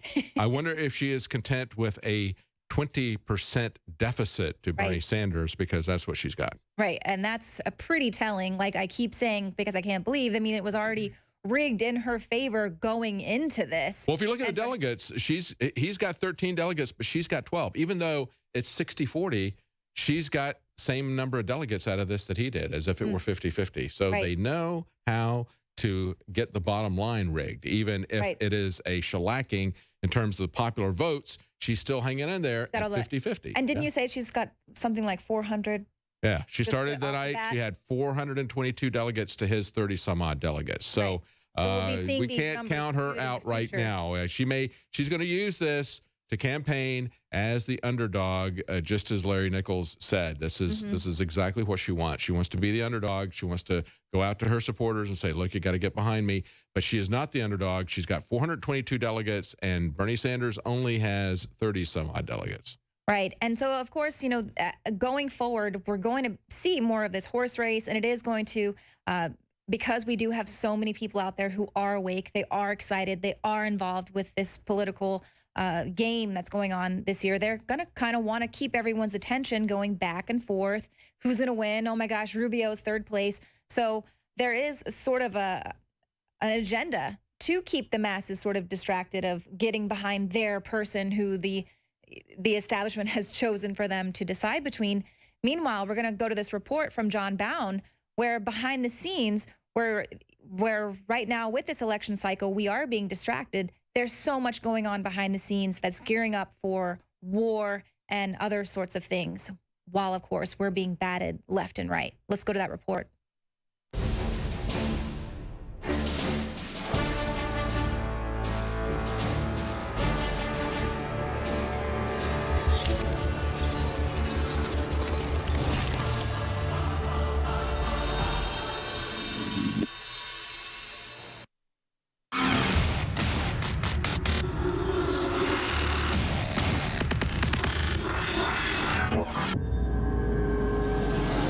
While good Americans focus on the struggle associated with putting their votes, livelihood, and the future of their children into the hands of corporatized, career criminal politicians, the monstrosity known as the military-industrial complex is strategizing an incoming wave of global horror, ratcheting up for a new phase likely to create mass terror attacks to be exploited by the Department of Homeland Security, the NSA, the CIA, and the Pentagon in order to sway the national narrative during an election year. Presidential hopeful Donald Trump casually expressed the open secret widely known to most Americans on a recent appearance on Michael Savage's The Savage Nation. I'm excited over the DHS agent who worked there 15 years who said that Obama personally ordered him to expunge all records of dangerous Muslim front groups in America.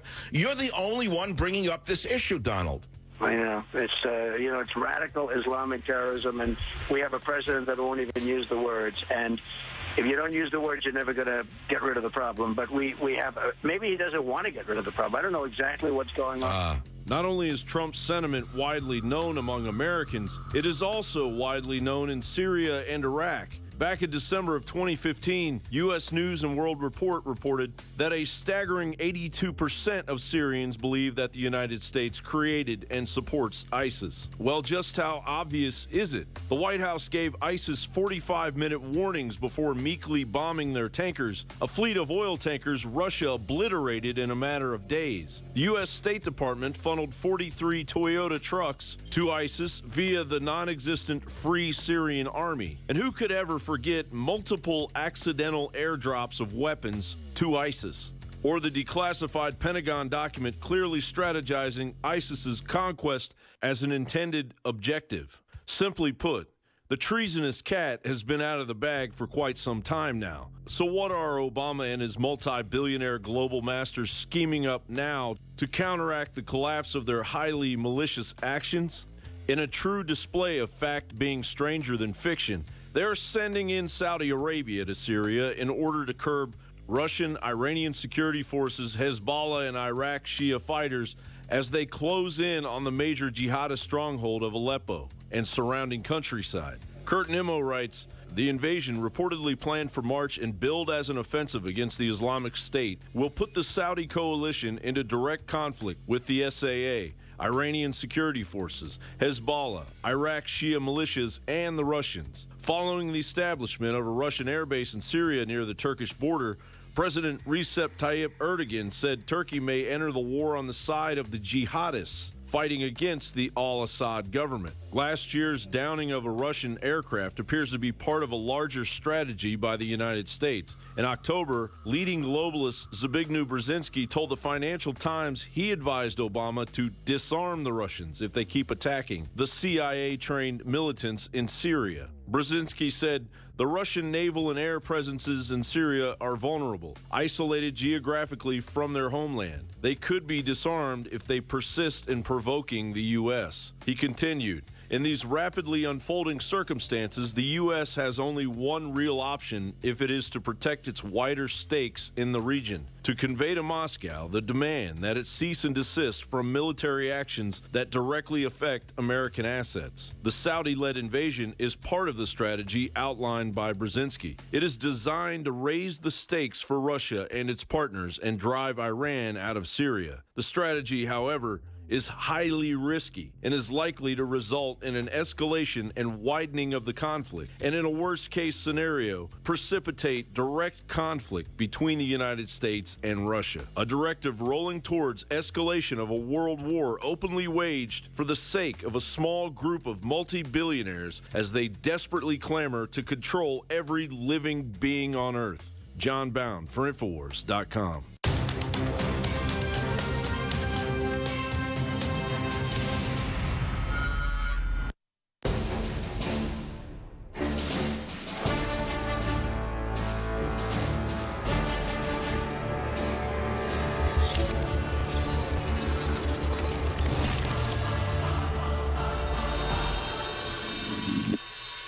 So, of course, that's what it's going to be very important to keep our eyes on as we're being distracted with this politics game. There is always something else bigger, much bigger going on when they have us all massively distracted like this.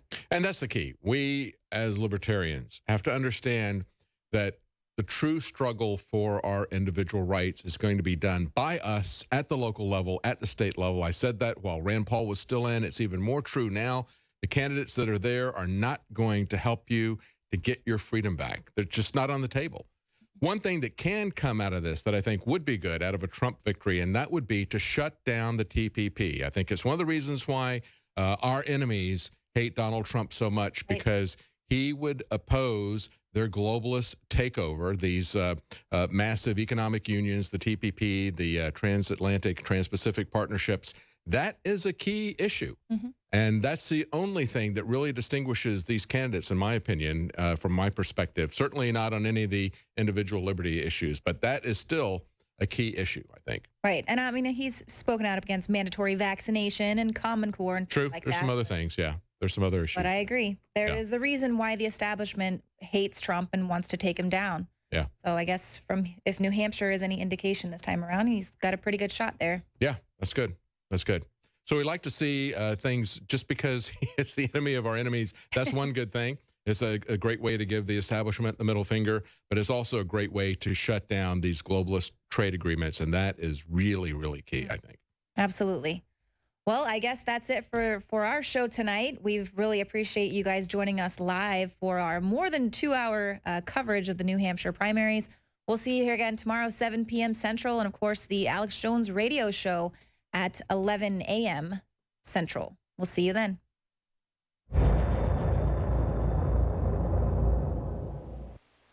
Clean, pure drinking water. You can't survive without it. But where do you get it? Alexa Pure Pro is a brand new, groundbreaking, gravity-fed water filtration system that is like no other. The Alexa Pure Pro transforms water from virtually any fresh source into clean, healthy drinking water, pairing the unprecedented superfiltration power of an all-new gravity block core with a hybrid chromatic shell. It removes up to 99.999% of impurities, including bacteria, viruses, fluoride, disinfectants, volatile organic contaminants, and hormones. Filter capacity up to 5,000 gallons. Stainless steel construction, easy assembly, low maintenance. Replacement filters are simple to install. And now, as part of an exclusive limited time introductory offer, you can save $20 off the retail price and get free shipping. This is a limited time offer, so order your unit today and receive free shipping and $20 off. Go to InfoWarsStore.com or call 888-253-3139. This is an American president. Just add puppet, then vote and repeat every 4 years.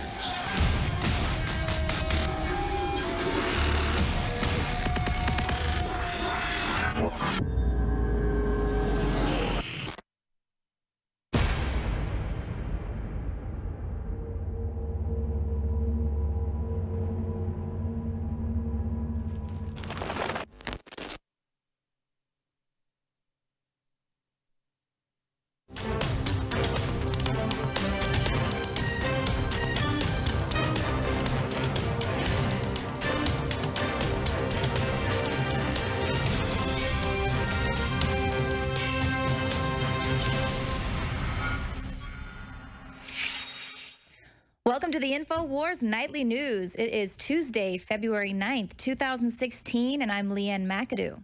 And I'm David Knight, and here's a look at what's coming up tonight.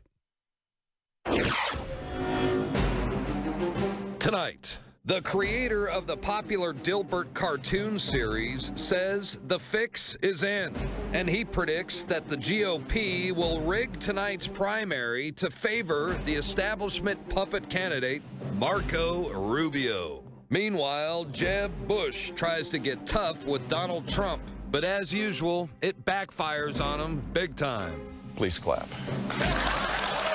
And Barack Hussein Obama paves the way for a real Americana socialist to become president. The final dish by the New World Order's puppet is presented to the table. Live coverage of the New Hampshire primary begins right now on the Infowars Nightly News. Infowars! Infowars!